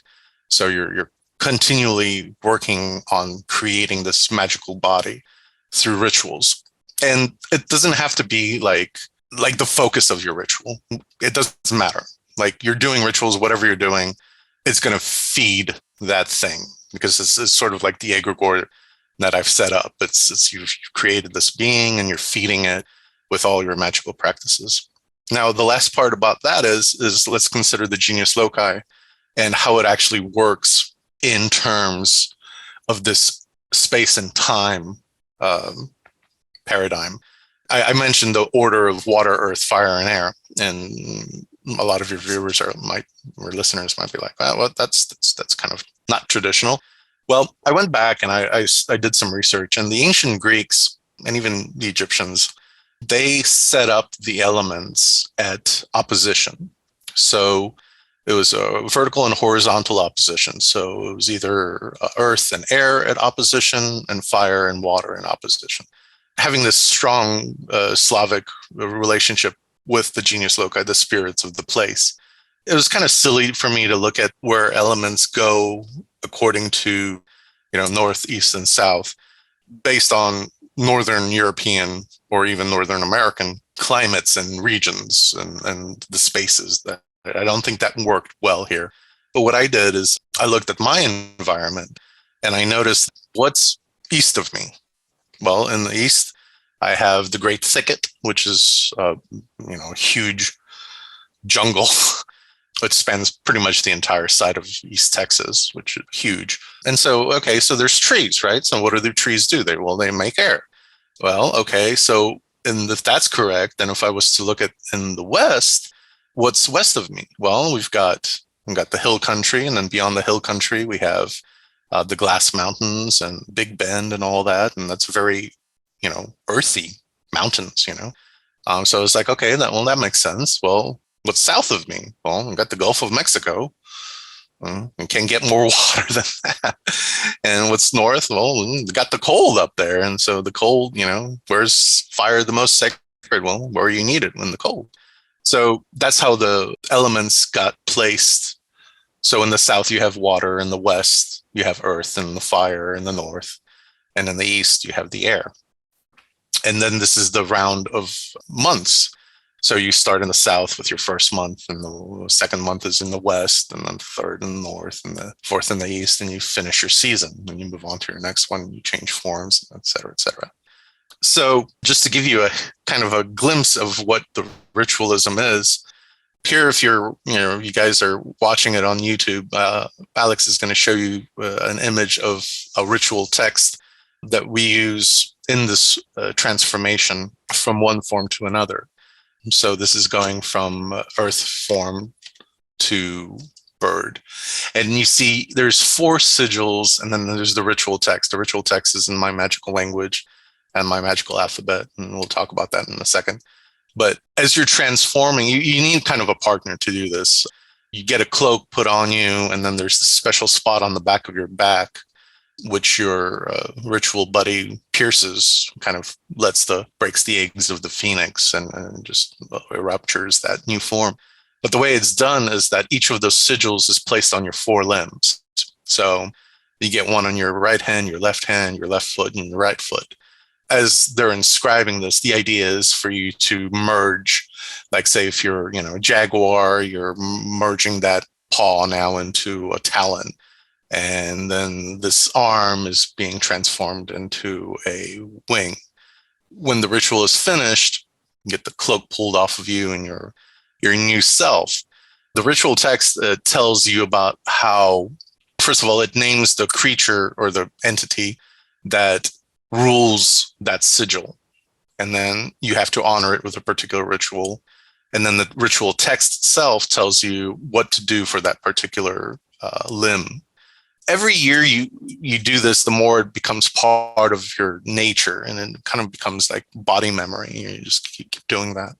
So as you're going through this entire year, what I do is that for each month, I create a codex. And you kind of saw that on the previous image, where it's kind of like a screenfold book. Well, I create these screenfold books for every month of the year as well.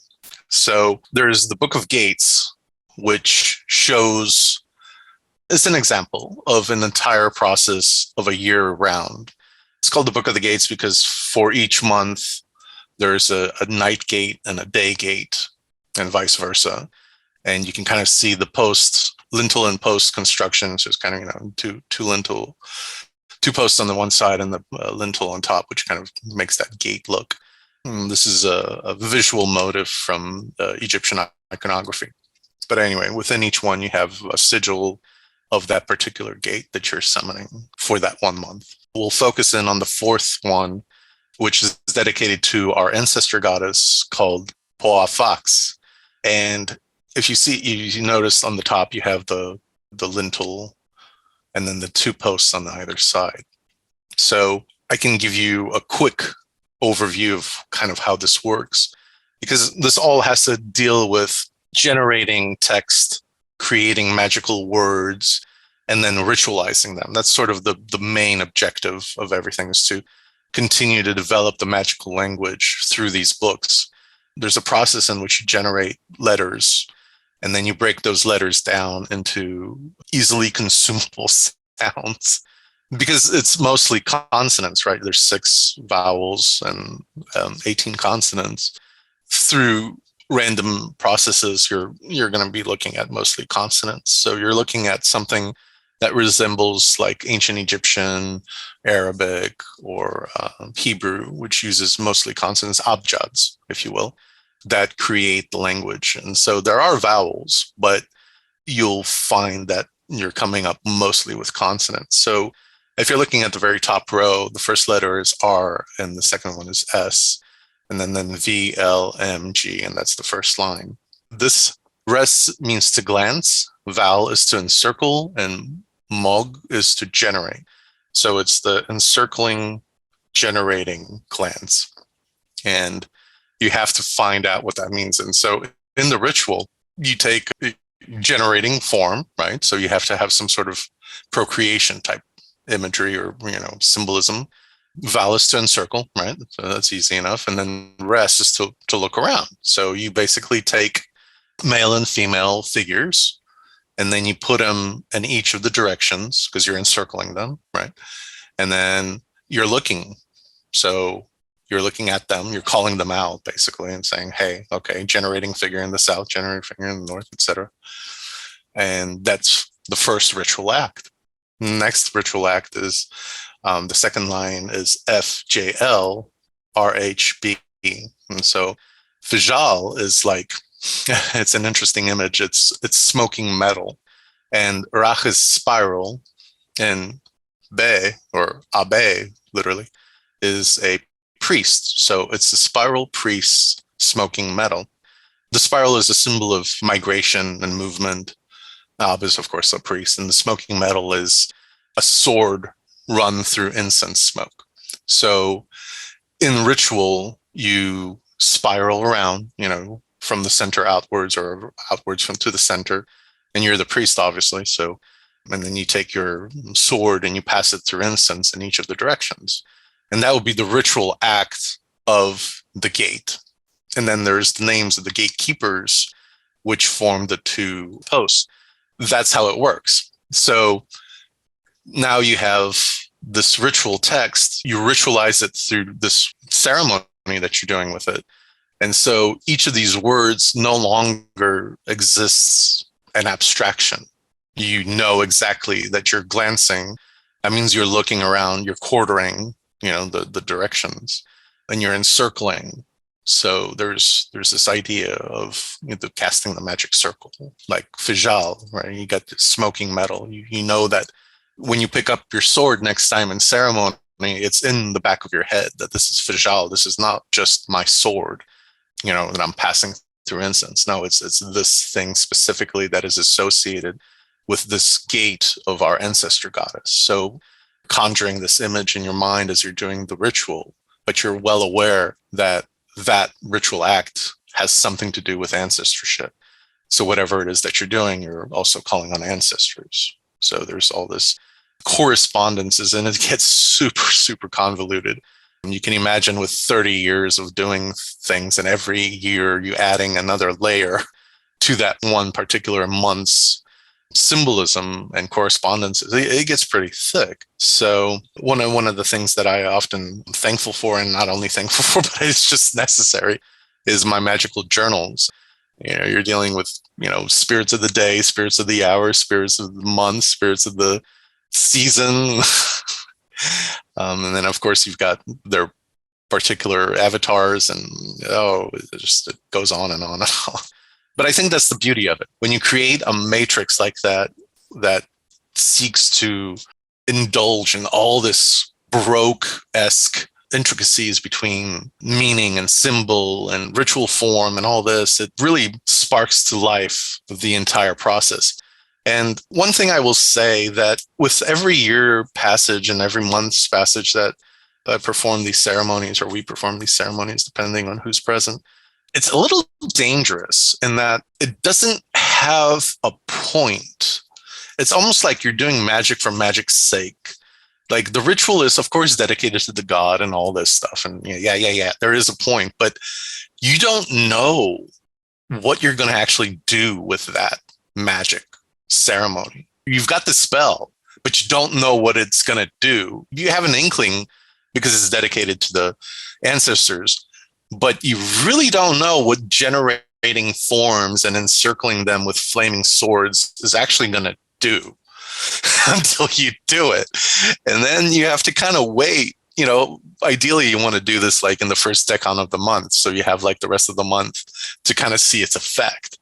And then after that month, and then the next year round of that month, you can be like, oh, okay, that's why, so-and-so happened, or this and this happened, because, that was the effect of the ceremony.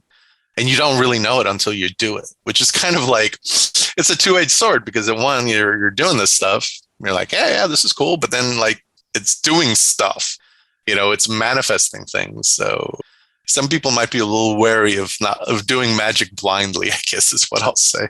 It hasn't bitten me in the ass in all these years, so I think I'm okay. What you're sharing here is a truly idiosyncratic, synthesized system that has constant feedback loops.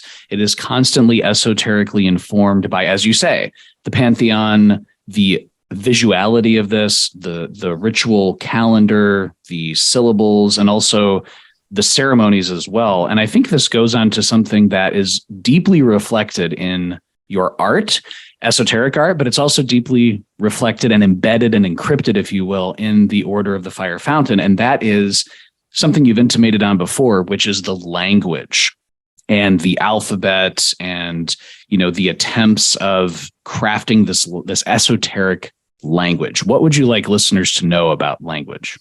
It sounds like a great idea, but it's a pain in the butt. But it's a pain in the butt that you love. There's, just to preface this, there's a couple of wonderful books out there. Neither one that I use, because they came out later after my process. But if any of your listeners are interested in creating magical languages, there's actually two wonderful books. One is by, I believe the author is Patrick Dunn, and the book is called Magic, Words, and Symbolism, something like that. And the other one is, I forget the author's name, but it's How to Construct Your Invented Language. And this guy wrote it. He contributed a lot of to like the Game of Thrones and all different things, but he takes it a little bit more technical than I did, because he really breaks down into linguistics, and which is fascinating, of course. Well, how did this whole thing happen? Well, so remember going back to the original stab with the whispering zone and the 36 syllables. We also drew the the visual representations, not just the sounds, because we wrote the sounds in Latin letters. So like was the Latin T, H, and all this kind of stuff. But we also drew them, and they were kind of like, I think one of them, my art professor teachers lovingly called my script Chinese cuneiform, which is an apt description because it has a lot of those angular elements, but it also has a lot of curvilinear elements. So when we did that, we weren't really thinking about like this is an alphabet. We were thinking more like ideograms, like you've got the scarab in Egyptian script, Heper representing becoming or manifestation, or the Yonk. These are abstracts. They're not actual, letters. They're ideograms. But anyway, so we had these 36 syllables, and I was like, well, what the hell am I going to do with this? Because it's obviously trying to communicate something. This idea came to my mind, like, what if I was to try to translate these 36 syllables using several languages that were extremely ancient? And they were very prevalent in certain parts of the world. So I thought of, obviously my first love is Egyptian, and then Sumerian. And then, of course, you have the Vedic Sanskrit. And then in the New World, which is one of the unique writing scripts in the world, which is the Mayan script, you have to keep in mind, I think there's only like 4 or 5 actual unique scripts in the world. And the Mayans actually came up with one of them. I decided to take each of the syllables and see if I could find a root or cognate or whatever, in all those 4 languages. So, for example, one of our syllables was written with the 2 letters KK. And so kek, kak, kuk, all would be legitimate variations because you don't have the vowel. In Egyptian, kek means like darkness. And in Vedic, it implies like a black bird. In Mayan, it means kuak is fire. And then I believe it's kuk in Sumerian, which means something like bone. You've got like this incredible image, right? So you've got like a bird that's dark, bone and fire. So like a bird of fiery black bones. This is an extremely visual thing. You imagine this entity or thing that's like this, burning black crow made out of bones. And then, of course, that's just one. And then you go through all the 36, and then you can kind of construct these visual imagery that you can ritualize by creating these things or reenacting them. One of the early rituals for Kek, we actually bought like one of those fake crows that you get for like Halloween, and then we put bones around it and put it in a circle of fire in the nighttime, under the night sky, and that was like Kek. Like I said, like all these were so visually conjuring, sort of like you make an assemblage of things, and that's the conjuration itself.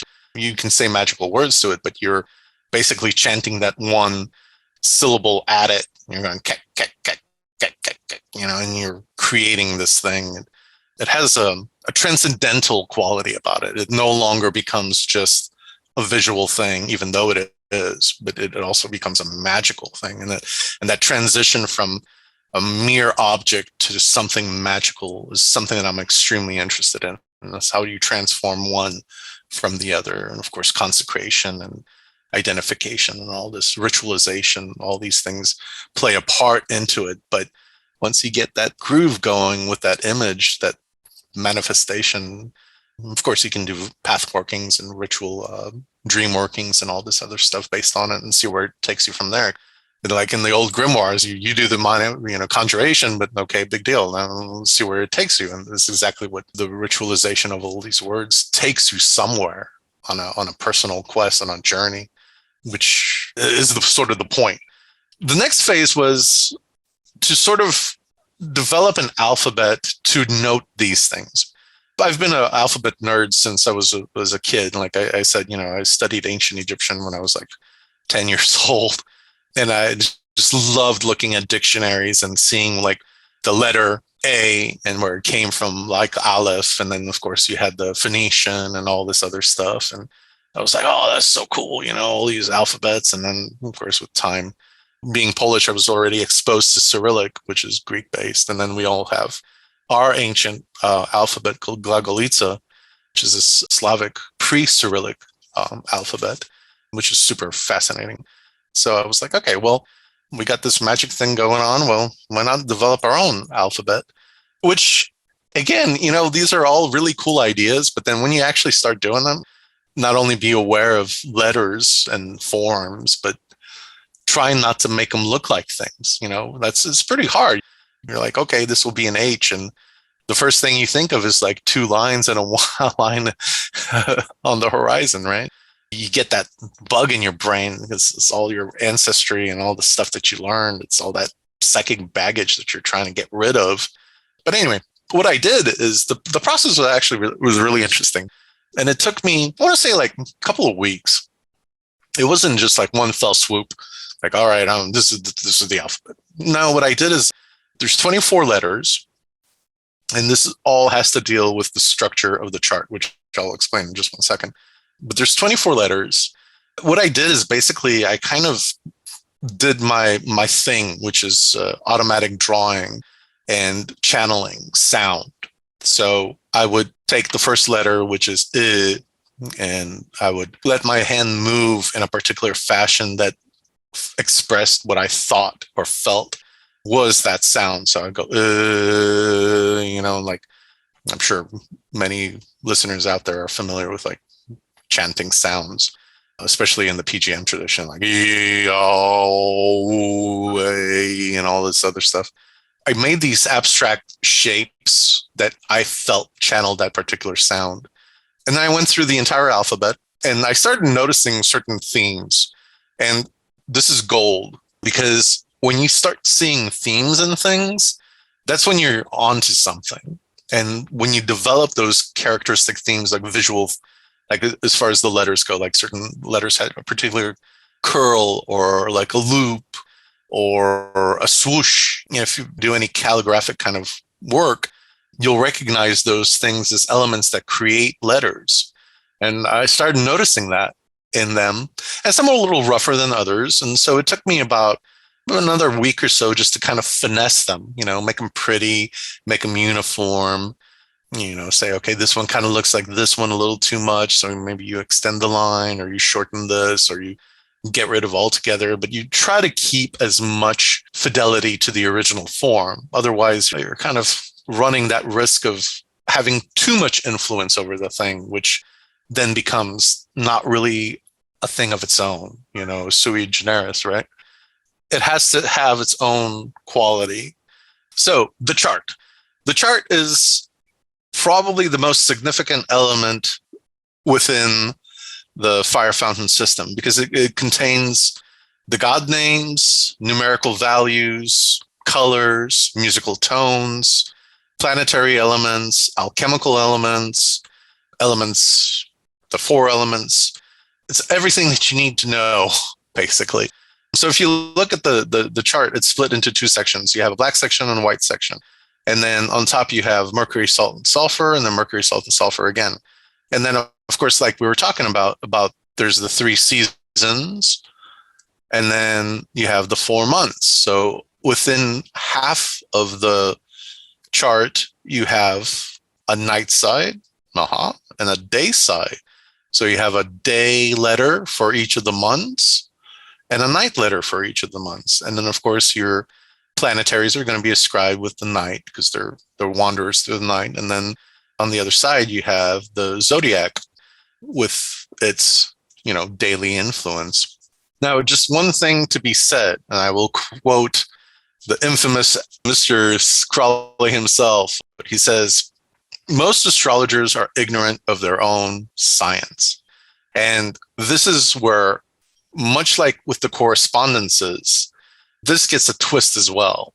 We're talking about sidereal zodiac versus the tropical.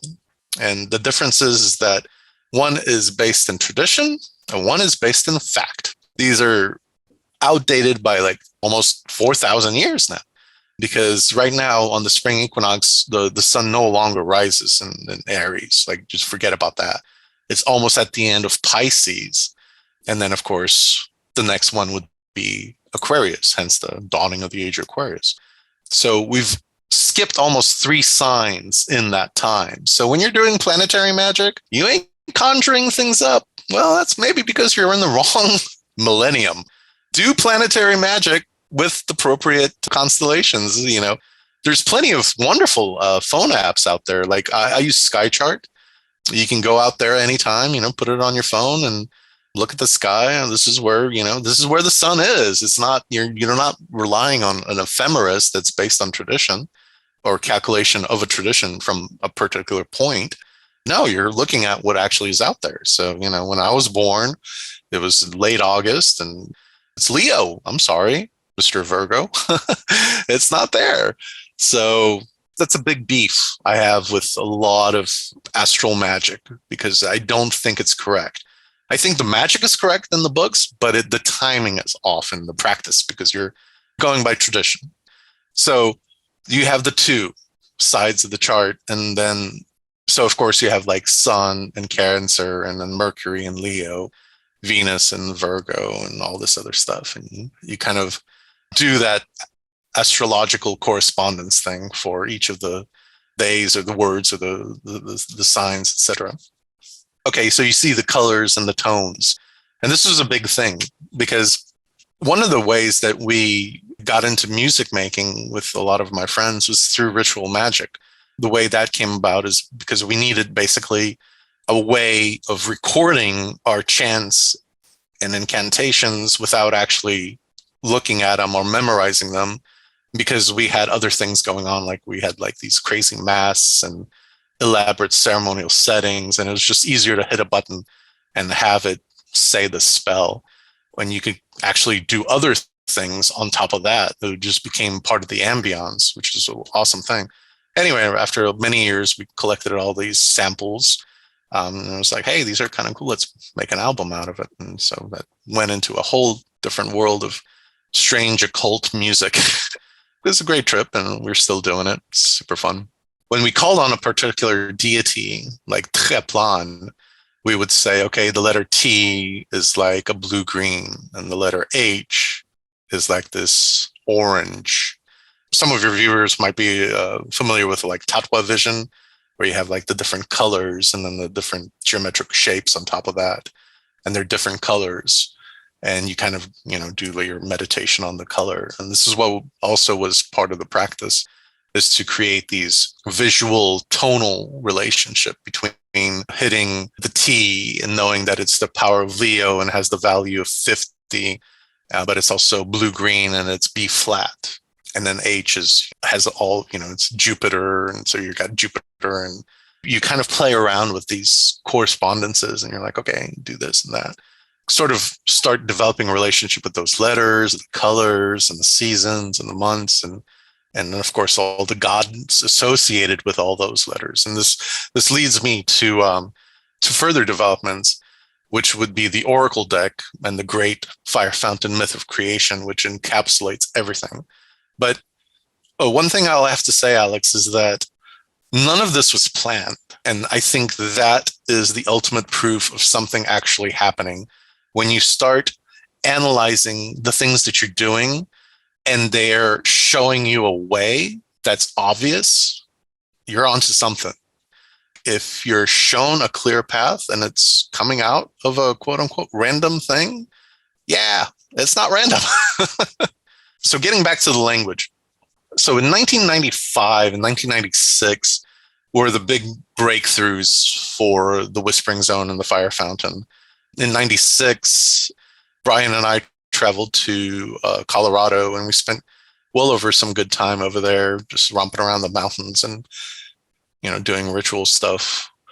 But one of the things that we did do is we created the scroll. It was like the scroll, you know, the capital letter scroll. And it was, I believe it's something like 10 feet long. And for each one, there was a section for a month where we generated particular letters, and then we inked them. And then I took them back and I did this whole crazy process of translating the entire scroll into these 4 languages that I mentioned earlier. We created rituals out of that. Pretty soon I was like, oh, this is getting super convoluted. Like, if I'm just saying a simple syllable and it's conjuring 4 different images, as wonderful as it is, it's time to, I don't want to say dumb it down, but simplify. So going back to our example of kek, right? So it's this bird, black thing, bones burning. And I tried to distill something more singular out of it. So it no longer was this just fantastic thing. Of course, it's been ritualized, and I talked to it and I was like, what are you? What is this that you're representing? And it came back and it said, I'm an omen. So kek no longer, it has that imagery associated with it, but it actually is just the word meaning an omen. And so got all these like hundreds of words now, and I have to distill them into singular words, which was an interesting process in itself. But from the scroll and from the very first couple of books, I got a body of words that meant things that weren't like these super elaborate, images.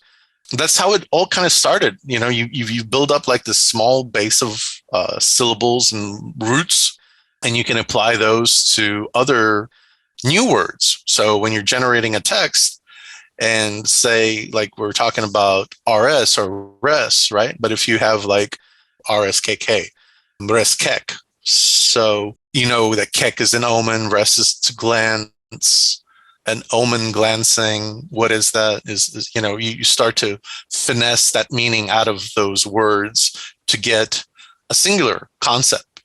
So res kek doesn't actually exist. It's just a random example, but I would say, okay, it's an omen that glances, so it's like a vision, epiphany, or seeing something beyond itself, a revelation, if you will. So maybe revelation would be res kek, and that's how you would go about it. If you don't have any roots that you can identify, you can always go with like singular letters. Each letter means something by itself. So R is earth, and S is snake, earth snake.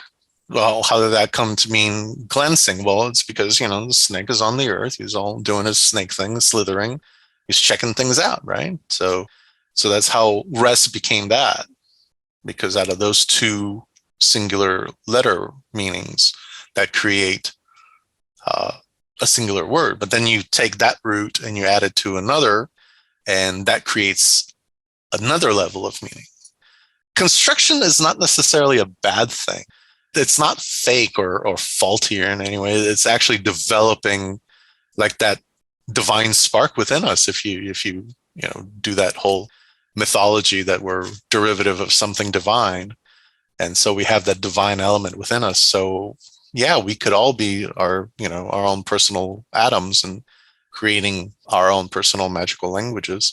The main reason I wanted to do the magical language, aside from all my fascination with linguistics, is just this idea that when you create a divine language, you're closer to divinity than you would be with other languages. Like if you're using Hebrew or Egyptian or Sanskrit, those are wonderful magical languages, no doubt about it. But for each one, you're dealing with like, not only just, I think a lot of people, especially in America, because English is not really, it's not imbued with all this history. Your words mean things beyond just their meaning. Like in Polish, you have the word for God, which is Bóg, but it's derivative from the Vedic Boga, which means a gracious Lord. So when you're a good Catholic in Poland, you're praying to Bóg, you're actually invoking an aspect of Vishnu, which is Boga. So things aren't quite as they seem. One of the things I wanted to do is get rid of that psychic baggage by creating a magical language, which would help me be closer to what I'm actually wanting to communicate with. It doesn't have any of that. It's informed, like we were talking about earlier, right? It's informed by other things for sure. Everything comes from something, but it doesn't necessarily have to be that thing it's inspired. And that's the big thing. It's an inspiration. It's like what Cicero calls a flatus, I believe is how you say it in English. It's a flatus in Latin. It's this overwhelming inundation, almost like a wave of inspiration, rather than your mere inspiration, which is just you got a bunch of things together and then they're going to bring something to you to be inspired by. If you're looking at murals from Pompeii, and then over here, you're looking at some Hieronymus Bosch, and then you got some postmodern weirdo-ness with, or surrealism, and you put it all together. And yeah, that might inspire a visual element or some, a creative impulse, but it's not that divine inspiration. And that's what I'm looking for. Like in my art, in my magic, it's all about that. Knock, knock, knock. I'm here. I'm here from the other side. What I love about your language is exactly the way I think of it is if we think of language and letters and, individual Sumerian signs and all of these things as effectively encrypted information and sigilized meaning. What you're doing is developing this completely unique, these packets of sigilized meaning that you're combining in different ways to have different affects. I mean, it's so great just to hear you share about the process. I think a lot of it is based in some of my, visual language, like with painting.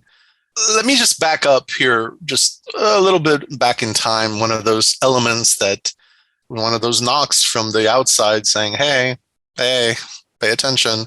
And one of the things that, it goes back to the chart real quick. I had a dream of a hexagram, and in the hexagram, there was like this Y shape. So like the bottom of the Y was connected to the bottom point, and then the arms of the Y were connected to these two upmost points, if you kind of visualize that. And then you look at it and you draw it, it looks like a cube in dimension, like somebody drew a cube in like 3D. And I was like, oh, that's so fascinating, like how you make a geometric singular flat, 2D thing into a 3D thing by just adding 2 lines or 3 lines. And my brother, Brian, we got together one night and hanging out, and he was like, hey, dude, check it out. I had this dream of this thing and it looked really cool. And he showed me the inversion of that image where the Y existed, but the hexagram limbs were only partial. And his was all like squiggly, like little lines of energy or something. And mine was like very rigid and structured. And I was like, dude, no way. Because I dreamt the same thing. And it was one of those like plan, like the plan moments. Like, okay, there's something to it. And we developed an entire system of representations based on that. But what it was important is that it was this 9 and 3 idea. And this goes back to the chart, and this is the last thing I'll say about it. When you look at the chart, the first 3, the I, A, O, are like the 3 blocks, a rectangular block. And then you square that and you get that 3 by 3 block right underneath it. And then if you add the 3 on top and the 9 on the bottom and you flip it, and you have the 12 on the other side. And then that's how the chart is actually created, is the 3, 9, 12. And if your listeners are familiar with like the Fibonacci sequence or phi or the golden mean, you'll see that spiral effect where you start off with 1, it doubles, it flips over, it doubles, and it moves around. So potentially there are other charts that can be generated from this one, but that's the generation cycle within the chart itself. So there's a like little awesomeness in there. Talking about sigilized meaning, encrypted meaning, crafting your own language, I think leads right into this next very important section. And it's something that you touched on before too, which is the pantheon and the organization of these powerful deities, these powerful spirits, these gods, and what the genesis of these were. And to that point, we have a listener question for you from Michael J. And Michael is asking and saying, is there a hierarchy, Łukasz, to the cosmology? How is it developed, especially the script, which is so interesting. All right, Mikkel. So I kind of answered the way the script was created, but to answer your question regarding the hierarchy of the cosmology, again, it's one of those things that was not planned. There was an inkling that there was something to be associated with the 3, the 9, and the 12. That much, it was kind of given. It was part of the chart, it was part of the sequence of things. But when we were dealing with these really elaborate syllable structures, the names of the gods were like these, almost paragraph long visual manifestations. And once I kind of boiled them down and synthesized them and distilled them into singular meanings, I was kind of able to craft or understand the name of a particular deity. This goes back to this whole thing, which we'll talk about in the creative part of my painting process and how I create sigils and such. There's this idea of like sound and meaning. And then the meaning itself helps you derive a function. That function then allows you to understand the nature of a deity. So for example, going back to Tcheplan. So like we said, Tech is like a pilgrimage, Ep is to make, and Lan is lightning. So already within the name, we have lightning. So obviously we're dealing with some sort of element of lightning. And the way the word order goes, it's second, third, first. So Ep would be first. So it's making, Lan, lightning, Tuch, pilgrimage. So it's making the lightning pilgrimage. Well, you kind of have to do a little meditation on that and think about, well, what is that? You're making a lightning image or a pilgrimage, and who and what is that? And I'll show you in just a second another image of that. I just want to stress the point that the structure itself didn't develop out of a conscious will. It developed out of the meanings of the god names, which there was no telling what they were at that point because those words weren't quite defined. And so it wasn't a conscious decision like, okay, so Soyuz is going to be the star goddess, and Ayahau is the moon goddess, and Fetzisich is the sun god. That wasn't in our minds or my mind. But from the name, like Ayahau means like the watery disk awakens.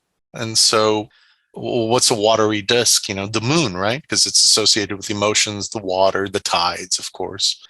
But it awakens because the moon is awake at night while most of us are sleeping, or at least are day walkers. But then Fetzisich is like, Fet is like incense, and Sis is like the mind, and Chech is to swarm. So the swarming mind of incense. Well, how does that work? Well, if you read the creation myth, it talks about how the sun became, according to our modern physics and our understanding of what we think we know. The sun became a thing from a coagulated disk, an accretion disk, which through gravity combined, and that's how the sun was born. And so in my mind, I thought of those gases as basically swirling incense, and that's the sun god. And so these functions are very symbolic. You have to kind of meditate on them a while and be like, oh, what is that? Who is that? But the structure itself only came about after the entire translation was done. And I actually put the Oracle deck together, which we'll show you in a second. And that helped me to actually develop the structure of the pantheon even more, because then I was like, oh, okay, so like Tcheplan is partnered of Pizit Kekev, who's the justice goddess, and they have the lightning god, and then they have a child together, and that's Ninilafers, who's the watcher god, et cetera, et cetera. And like the pantheon started growing and developing in structure once everything was placed. And even when I was making the oracle cards, I wasn't trying to go for any like mother, father, offspring, child, none of that. That was just purely functional. Like I knew that these first three were the primordials, the sun, the star, and the moon. Then the next 9 were these like titans, if you want to ascribe like Greek mythology. And then the last 12 were like the mortal or the immortal gods. And it's reflective in the chart, but now it's reflective in the pantheon structure. So the chart helped develop the pantheon, but the function of the pantheon was unknown to me at that point. Let's pull up the image of the oracle cards. Here you've got like 6 examples of the oracle cards, and I'm not going to go into very much detail and analyzing every element and significance, but the first one's Leit Yotech. She's in the bottom section, you have my letters, and then this is ordered currents, called portal. Her function is the threshold goddess. And the next one is the cattle sifting stealth. And then you have, in each image, you have the cow coming in. The sifting stealth is the alchemy, the nuclear physics behind everything. And so she's the matter goddess.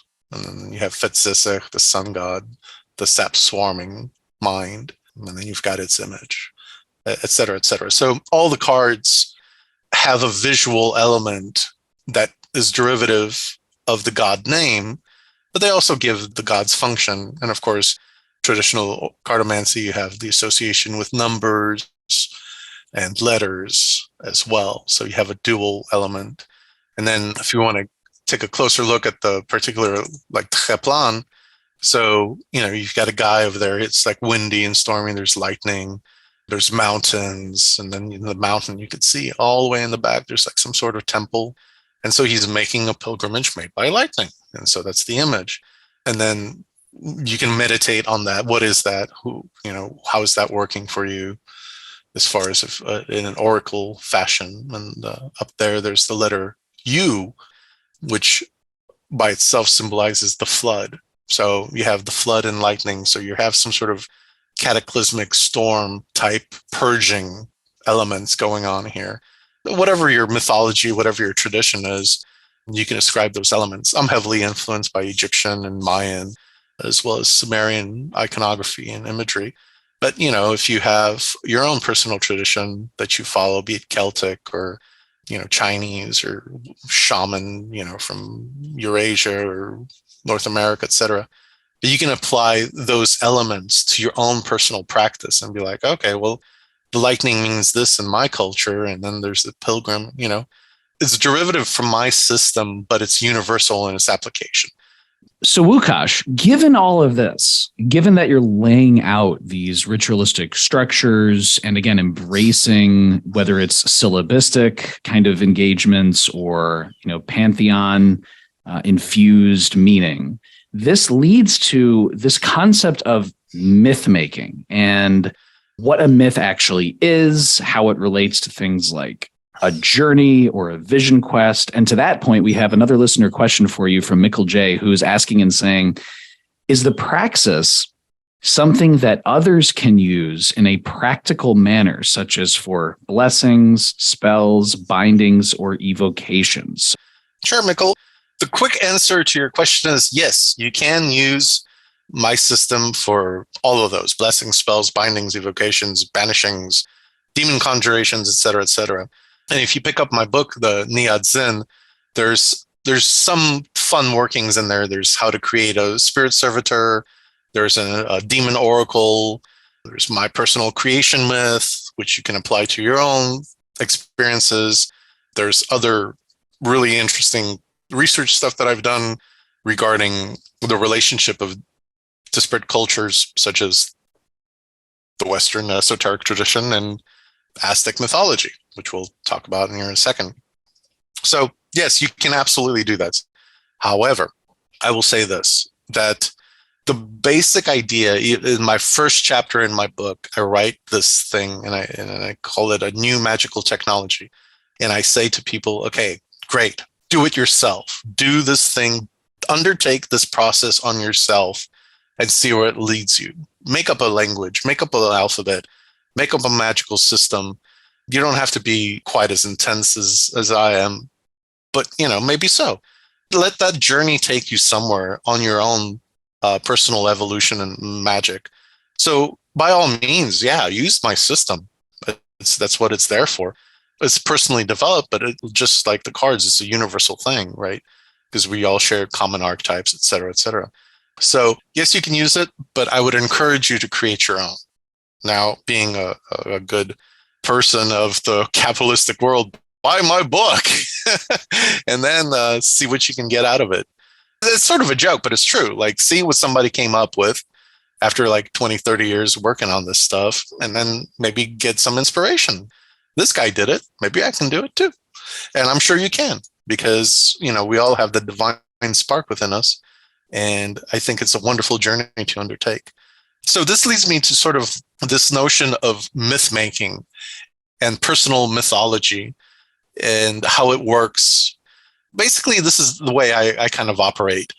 I will go either on a vision quest, physically, internally, take time out, go somewhere, make a journey, do the self-reflecting thing. And those events often lead me to a further development of my magical world. So, for example, I went to Chaco Canyon in northern New Mexico, which I personally find is perhaps one of the most magical places in America. Every time I go there, I have a magical experience. I have a very strong relationship with that place. So Chaco Canyon is a ancestral Puebloan site, dates about 9th, 10th, 11th century AD. These things are huge, man. They're like the size of the Colosseum, like multiple story giant pueblos. And they're built out of not a necessity for housing. They're built purely for ritual. I went there several times.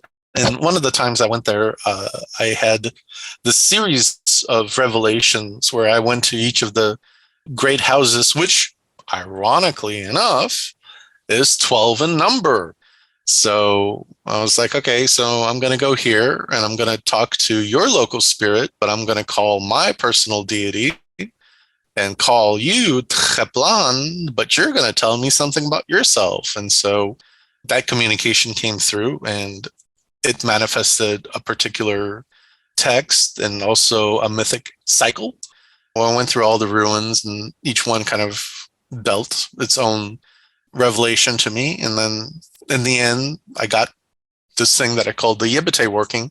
And in my book, I describe exactly who those spirits are and the myth associated with those gods. There's actually something really cool about the Yibite working. There's not only that it was interesting on its own, but in the Yibite, 9 spirits manifested to me, and they had their own myth and all this other stuff. And several years, like many years later, I was driving and I was listening to a podcast, and somebody was talking about the Goetia, and they were like, oh, there's 9 kings of hell in Goetia. And I was like, really? And, it's been years since I poked at the Goetia. And I was like, I went home and I looked at my book, pulled out old Peterson's, like, oh, yeah, there's 9 kings. The reason it was such a important thing is because in the Aztec and the Maya tradition, there's what's known as the 9 lords of the night. And they are literally the kings of hell. Like, they are the lords of Xibalba, the place of fear. And I was like, no way. Seriously?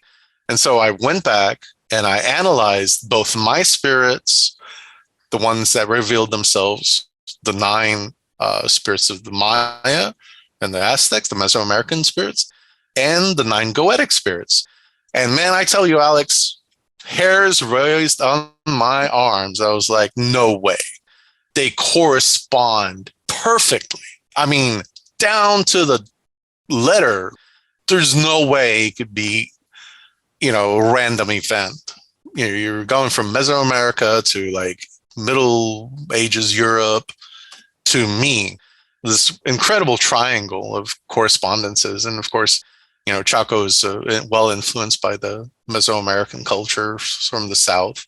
So that wasn't a surprise that they manifested there. But this link, so I decided to make a painting, but this is not quite about the 9 lords of the night and the 9 kings of hell, but it does talk about the myth cycle that was revealed to me amongst those 9 entities. And so I'm not going to get too much into analysis of imagery, but let's just say, there's me, there's my magical brother, there's some spirits, and it talks about the creation of mankind. And in my mythology, we really didn't deal with creation of man, but in the dream and in the vision sequence, the creation of man is done by combining the bones of the dead from a previous existence, a previous world, and the dreams of a future world. And those make us. So we are like a connection, a vertex between the past and the future. And that's what creates us. We're living in the now because that's where we are, right? We're between the past and the future. And so that's the dream sequence. When you have these multiple cultures and they're influencing you, but you're trying not to be influenced by them, which is kind of a funny little tightrope that you have to walk. But what I will say is that, and we'll talk about this in the art section, but what I do is I'll take a magical system, for example, like the 260 days of the ritual calendar, both let's just say Mesoamericans, and I will go through the entire process of that 260-day process and experience each day of that cycle and develop my own ideas and symbolism out of that. And this is what I like to think of. If you were to look at ancient systems of magic, I think there are beautiful and wonderful things that you can armature your own experience on. And I think this is key. It's not appropriation, the nasty postmodern appropriation where you're basically taking something and you're not giving it any personal affect to it, and you're just taking imagery and stealing it and doing whatever you want to do with it. This is kind of like a regurgitated version of that. So you have an existing system and you dive into it and you explore it for all of its qualities.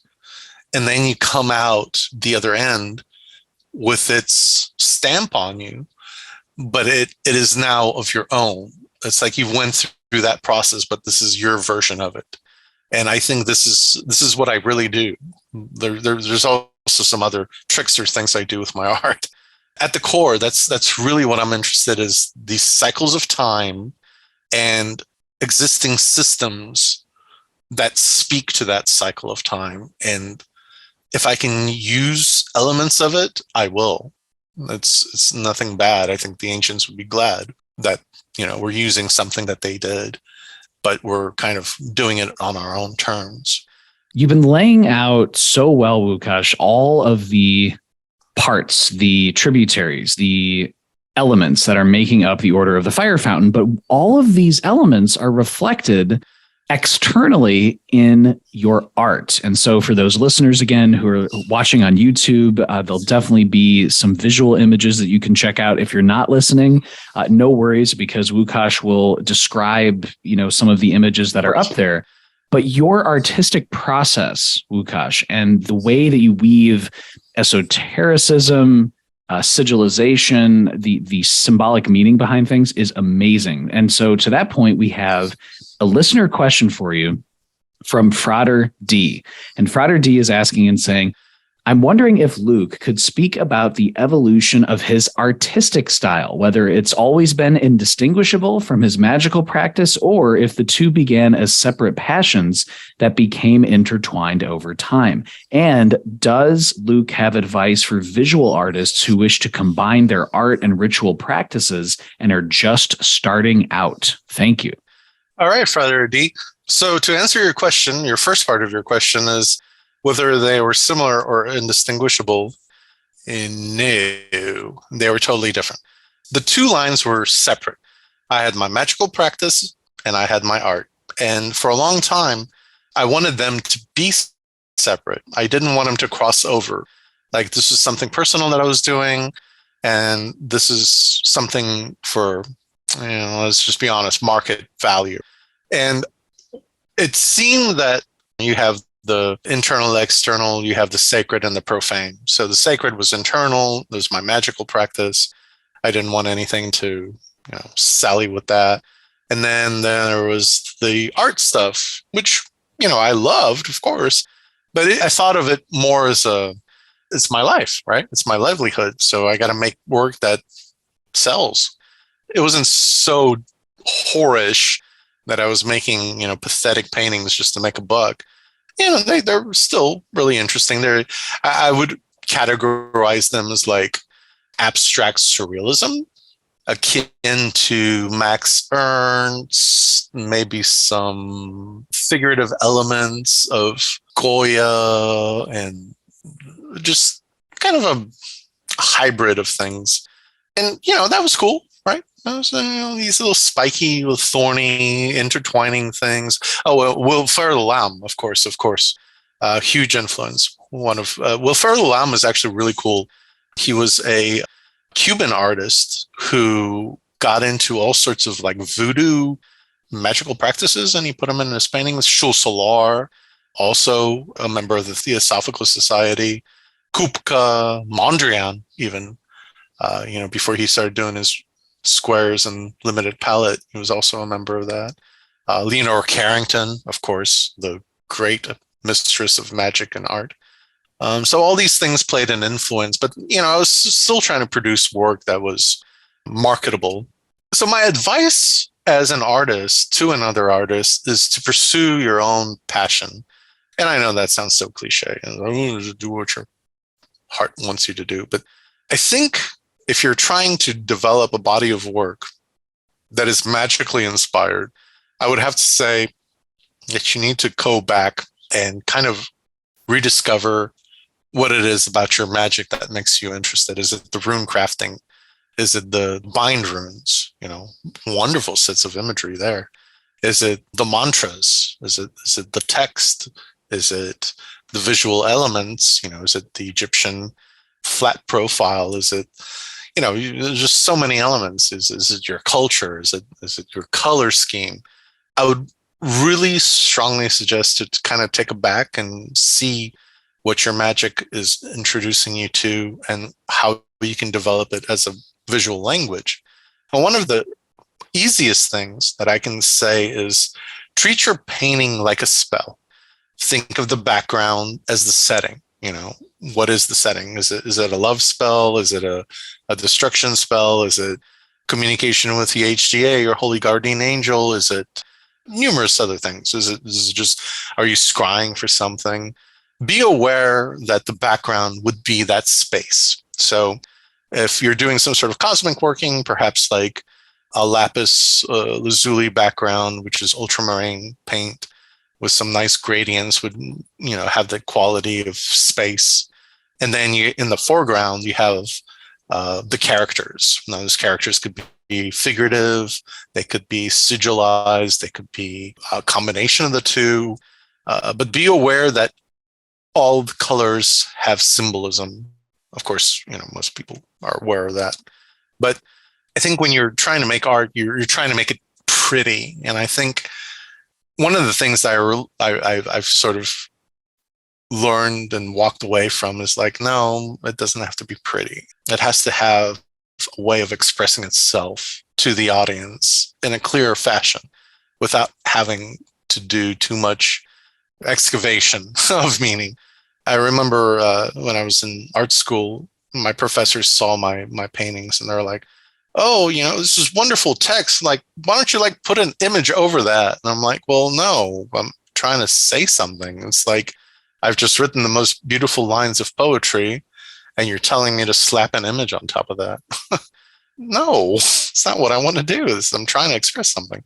So be aware of your meaning and your content and think about the color palette. Like a limited color palette is wonderful. Like I use black, white, red, and gold and blue. That's it now.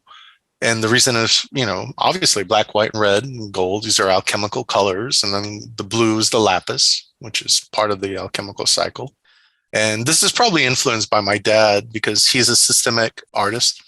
And his color palette is also very limited to 4 colors, which is black, white, silver, and gold.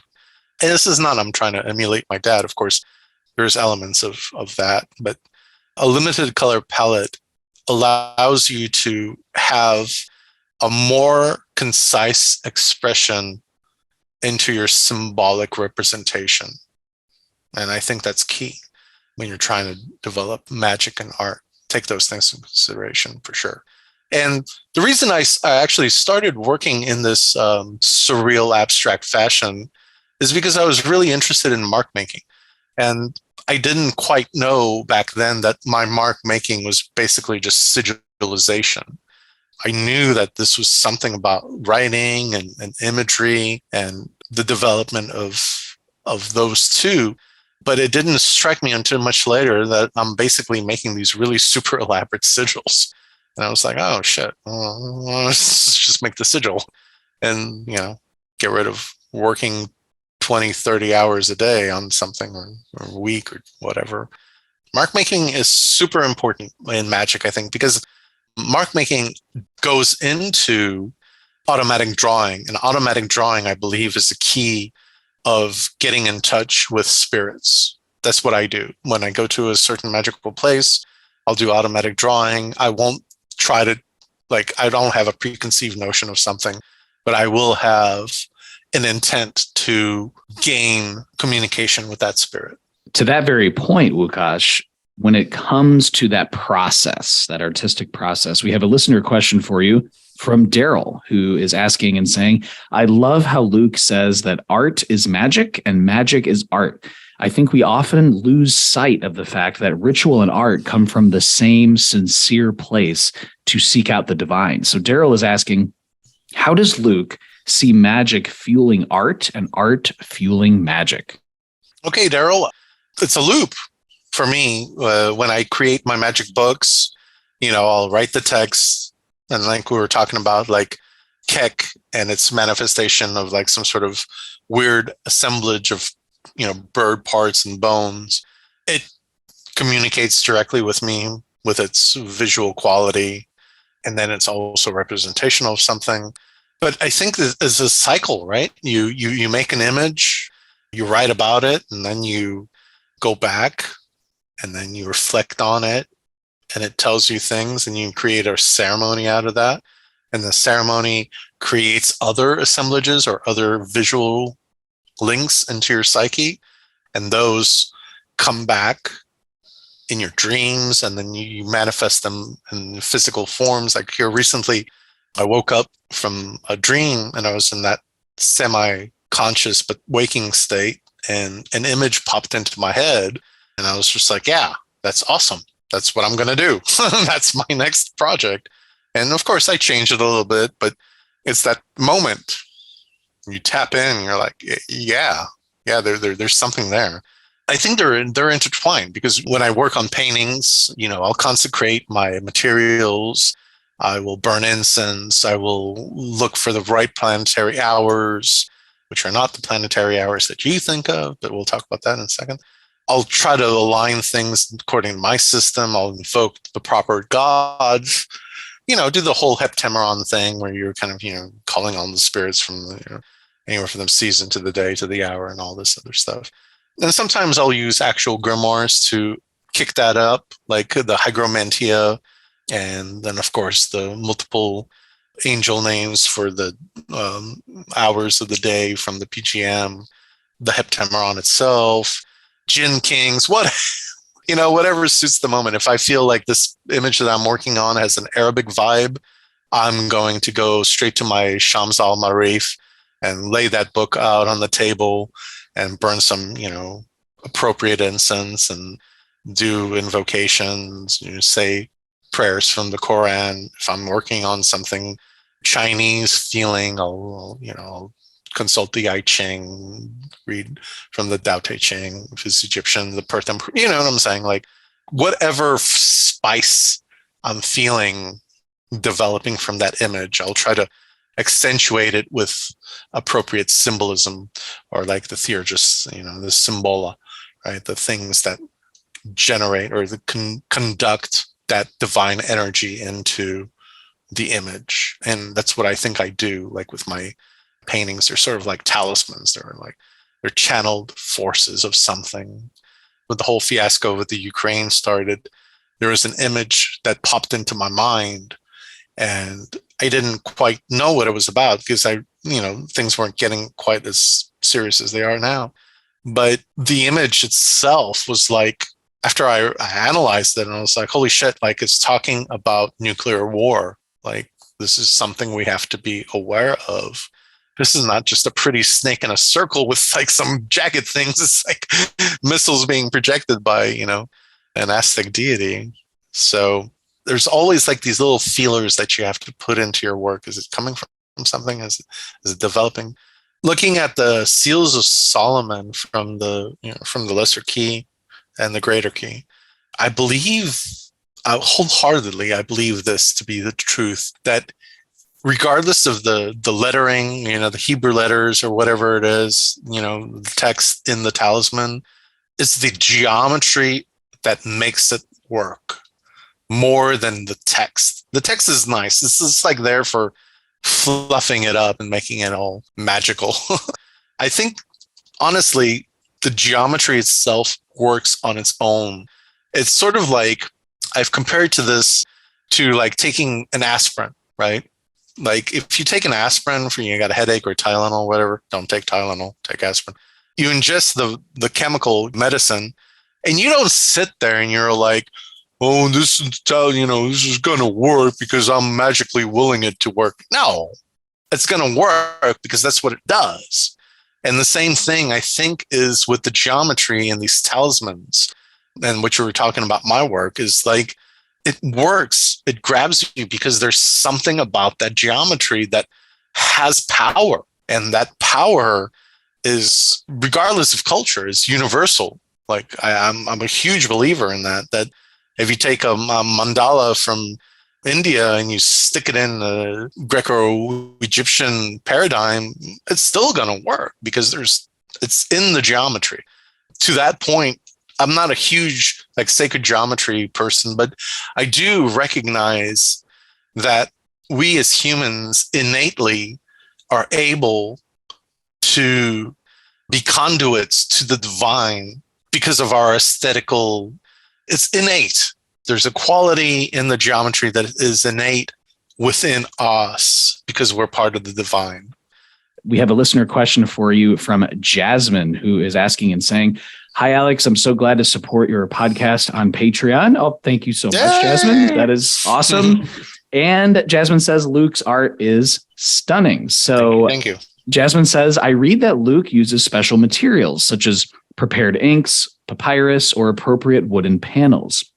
Does Luke have any special consecration procedures like blessings or exorcisms as in the grimoires, or is this more informal? Thank you, Jasmine says. Okay, Jasmine, a little bit of both, I think. When I do particular works, this is some magical tech for you guys. Check this out. This is a little bit different than your planetary hours that you're used to, but I think it just might be an awesome solution to it. So what I have is what I call the equinox clock. You have to kind of consult an ephemeris wherever you are, because based on your latitude, if you're up in the northern climes, your equinox date is not always March 21st. And if you're in the south, it's not always March 21st either. But if you look at the ephemeris, you'll see where the time actually kind of lines up fairly well. And you take that date and you dedicate a clock, one of those little hand clocks or little nightstand clocks, whatever. I've got a Roman numeral clock myself. You take that clock and you set it to midnight or 12, and you go out and you explore your surrounding, preferably later or earlier, and you see where the sun actually sets on your horizon. I did this at the beach, which is ideal because you have a clear sight of that alignment. But what you do is you wait for that sun to either rise or set on that particular day. And when it does, you pop that battery back in and bam, off you go. And that's the first minute of the day or the night, wherever you're at. But this makes life so much easier because once you've established the equinox clock, You can always just go to your clock and say, like right now, I'm looking, it's 9th hour and 10 minutes after on Friday. And I can go straight to my reference books or to my own personal magical system, and I can see what the 9th hour is. And whatever prescription, whatever ideas, whatever symbols, whatever powers, whatever angels, whatever demons, et cetera, to be used on that particular hour are appropriate. Now, I will say I will also schedule things like this is Friday. This is a great day for like beauty and things of aesthetic quality. So I will perhaps search for an hour of Venus or Venus of Saturn, something that will influence my work if I'm choosing to make some pretty art. In consecration of the inks in the papyrus, simple stuff. Like in the ink, I will drop a couple of drops of whatever appropriate oil. If it's myrrh ink that I'm trying to make, I'll get the black ink and some myrrh. If I'm doing some red ink, I'll do dragon's blood and a few drops in there of oil or the actual resins just to infuse it. And I'll set it, for that day. If it's myrrh, I'll do it on Monday. It's Mars, it'll be on Tuesday. Whatever planetary influences, the gold inks that I'm using on Sunday, I'll consecrate them on the burn frankincense, basic stuff. And then when I do them, like usually I'll do it when I buy the ink or the pen or the paper or the papyrus. I'll find a date that's appropriate. Like papyrus is great for Wednesday because it's communications, it's writing.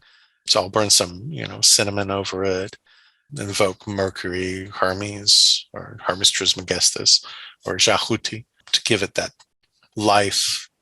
Because, you're using a particular material from a particular culture, so you want to kind of give a nod to those people that use that. As I also mentioned earlier about the sidereal zodiac, it's very important to kind of keep things in line. Here recently, I've actually moved away from the zodiac cycle, even though it's part of the pantheon or everything. But I think the lunar mansions actually play more of a significant influence on us directly rather than the solar aspect. And the reason I say that is because if you look at the PGM and the early theurgists, they all talk about the lunar sublunar entities that come and influence us more than anything else.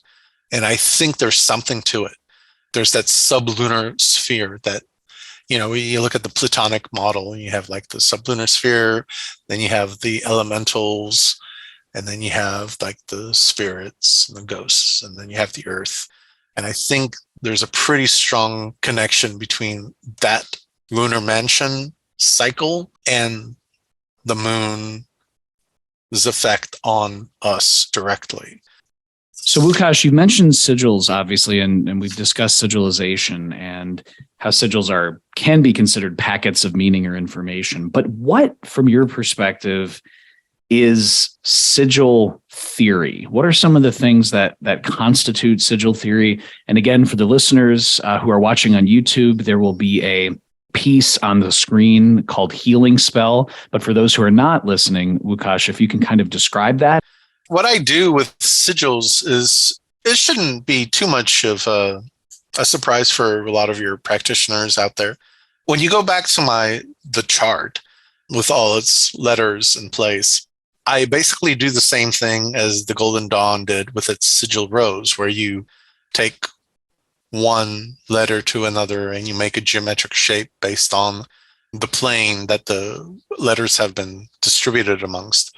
So, I forget how it goes, but there's like 3 in the middle and then more and more and more. And then the Greek sigil rose is similar, where you have the 5 elements plus the 4 plus 1, the ether, and then you have the 7 planetaries, and then you have the 12 zodiac, which I think is a nicer model because it works out to be 24 as well.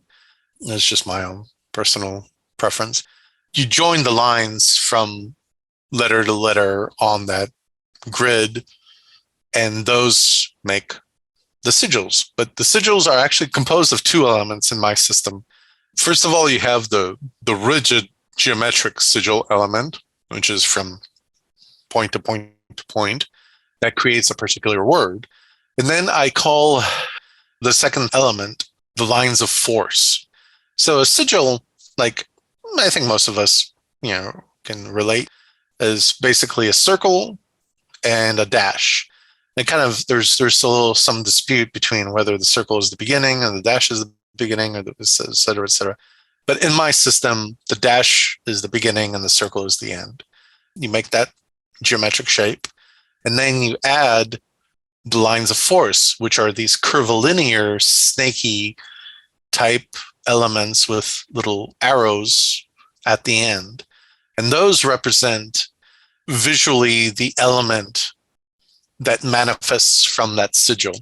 And the quality of that is that your sigil, first of all, visually isn't just a boring old line. It has a little bit of spirit, right? Because it's like, I think of like the sharp angular elements as the physical plane. And then you have those curvilinear elements, which are the spiritual plane. So you're binding both the spirit and the body to a particular notion of whatever your sigil is manifesting. So if your sigil word is, enges, which in my magical language is to bring into being, and then you have a particular, geometric pattern about that, if you accent it with the curvilinear elements, they will not only embellish the form visually, but they will also allow you to see how they work. And by this, I mean, if you overlay, once again, the sigil with its hard edge, geometric, rectilinear shape, and then you also put in the curvilinear shapes, you can see where those curvilinear shapes go into what letters. And there you can also gain further insight into that sigil. So there, when you might be saying enges, but there might be two more root syllables that are acting at the same time, because they are propelled by the physicality of it, or vice versa. They're conjured by the spirit element into the physical form. So that's that. Just to break it down real simple, when I create sigils, there's four things I always consider: sound, form, meaning, and function. And sound and form and meaning and function are kind of like these two separate entities that merge into one. So when I create sigils, one of my favorite processes, like for example, in the 20 Fear Demons that I went to, the Catawin Mounds in East Texas, I sat on one of these burial mounds and I let myself get possessed by those spirits that were buried within this mound. And once again, I did the automatic pencil thing and just let them talk to me, just move things around and see what happens. That was a form. And then from the form, I was given a name. Like I would trace it and like, what is this? What is this sound? What does it sound like? I go for the sound and okay, that sounds right. So and then another element, and okay, so great. And so I would take that, uranamata, and I would take it to my dictionary. I'd look up like, what is urmata? Ur is like to choke, and ta, this is like, I'm totally making this up on the spot, but like ur is to choke, but ta is like a scent, and ma is like to take. So to take the choking scent, and okay, all right. So that's that spirit. From there, you would derive a function, because now you know the name. And that's the key thing, right? Because all magical doctrines say, know the name of the spirit.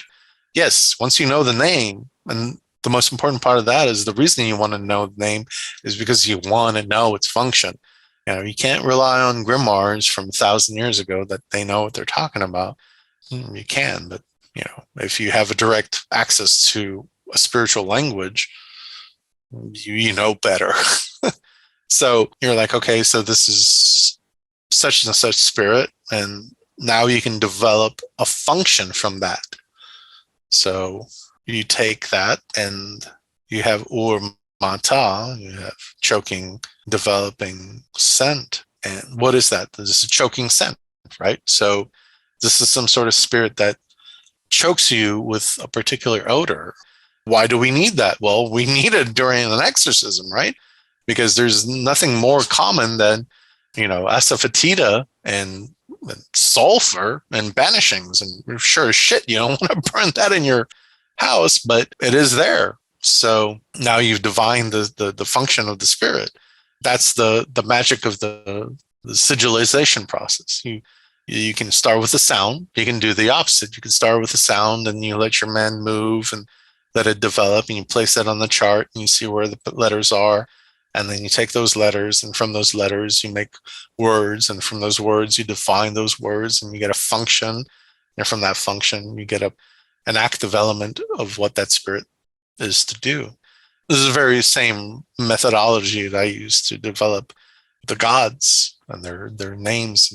So Łukasz, given all of this, especially when it comes to, again, creating your own magical system and how this fits artistically, but also practically into the Order of the Fire Fountain, can you talk about this seemingly on the surface? It seems like there's a false dichotomy or a dichotomy between text and image, or divine words and actors. Can you share a little bit about what is the interaction between text and image in your work? What is that dichotomy all about?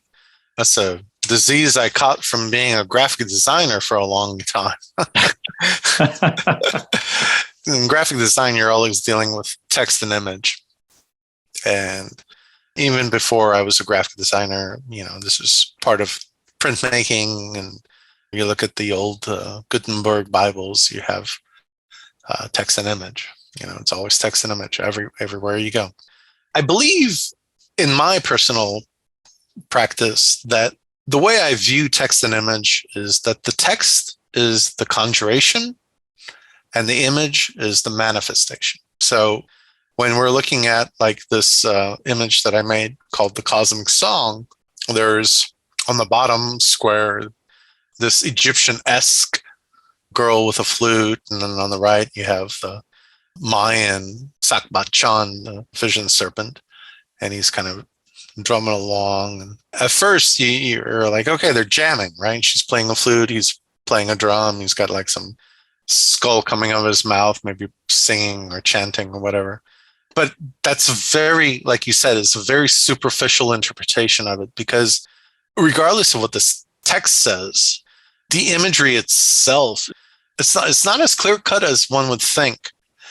First of all, if you show this image to an Egyptologist, they'd be like, well, that's unconventional representation, and it's not an Egyptian thing.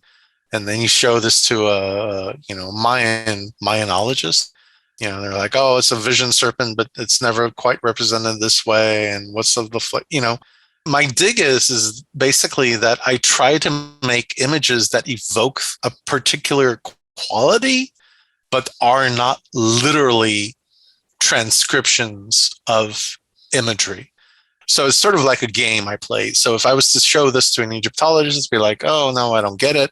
And you show this to a Mayanologist, and we're like, no, there's something, but it's not quite right. Well, that's exactly where I'm going for. It's that image that is derivative of ancient things. But that's the difference between appropriation and invention. The appropriation would be just stick images of a particular event. And I think this is what we talked about mythology in itself. Like a myth is the reenactment of a mythic event. And that's what a ceremony is. You take your participants and you reenact a mythic event. And that's what becomes a ritual. And much like this image, you have mythic entities reenacting a mythic event. And what's the event? Well, the event here would actually is the 3-day cycle of writing the Book of the Law in the Thelemite tradition. And it wasn't supposed to be a Thelemite thing, but because of the dreams that I had and the images that were associated with it, I felt compelled to do it.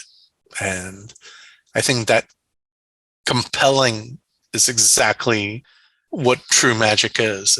If you don't feel compelled to do something, you're like, hey, maybe I'll do it tomorrow. No, you do it today, right now. You get off your ass and you feel like shit, and you got to do it.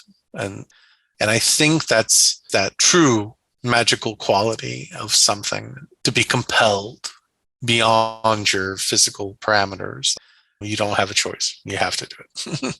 I think that's really the core of things. Like, you take elements from different cultures and you put them together.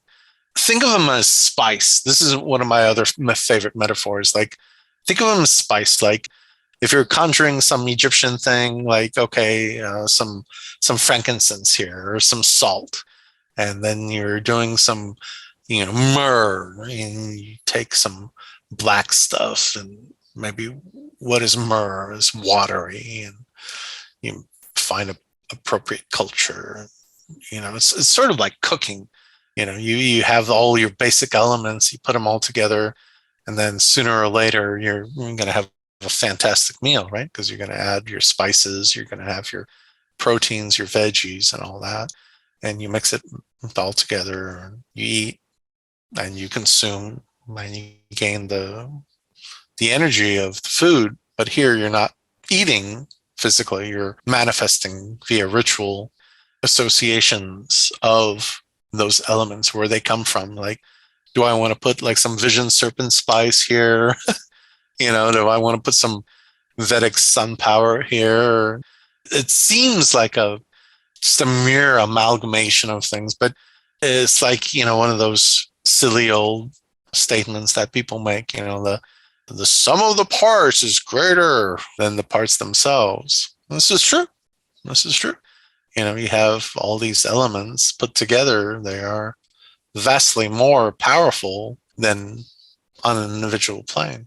You've given us this amazing glimpse, this insight into the process, the genesis, the kinetics behind creating your own magical system. And whether it comes to sharing about your early background, how you got exposed to esotericism, your forays and experience with Slavic demonology, the initial ways that you crafted and birthed and worked within the Order of the Fire Fountain, your own idiosyncratic system, the intricacies of language and alphabets, pantheons, mythology, symbols, and what it actually means to embed something with a symbolic meaning, but also, whether it's the alphabets and the artistic process, how you actually create something as an image, how you imagize it, which is not a word, but it is now, and how you have, texts and image and the relationship between divine words and actors. Given all of this,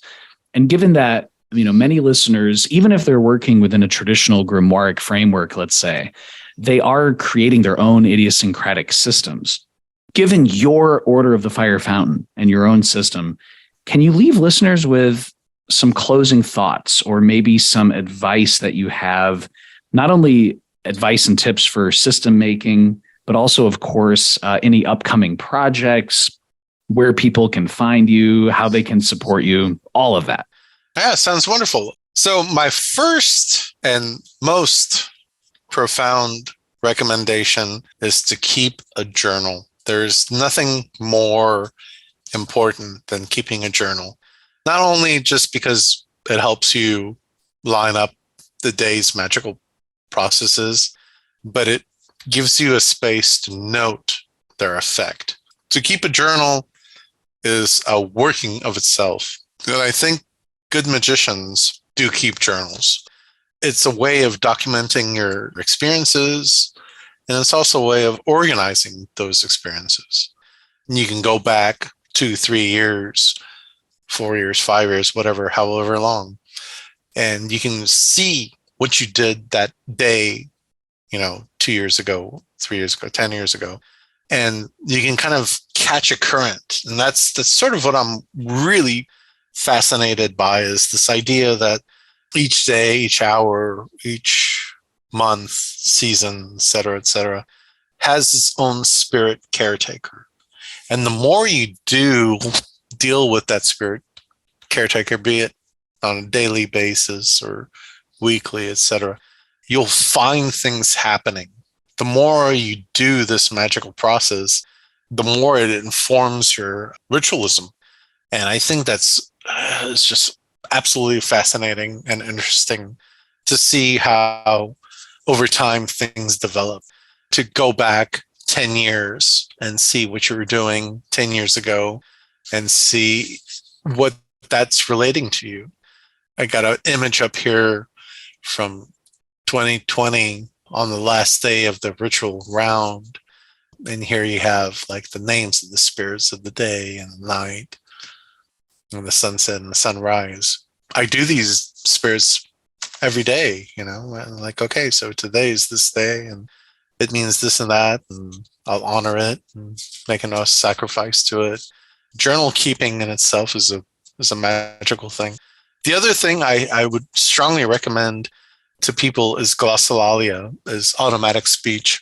Many of your Southerners might be familiar with this, talking in tongues. I think if you actually were able to keep some sort of audio reference to that practice and later come back and, rewrite your words of magic or whatever it was, you could distill further information from it. I'm absolutely convinced that a lot of like the PGM and even later Middle Ages, grimoires, they got all these words of power, and I'm absolutely certain it was channeled.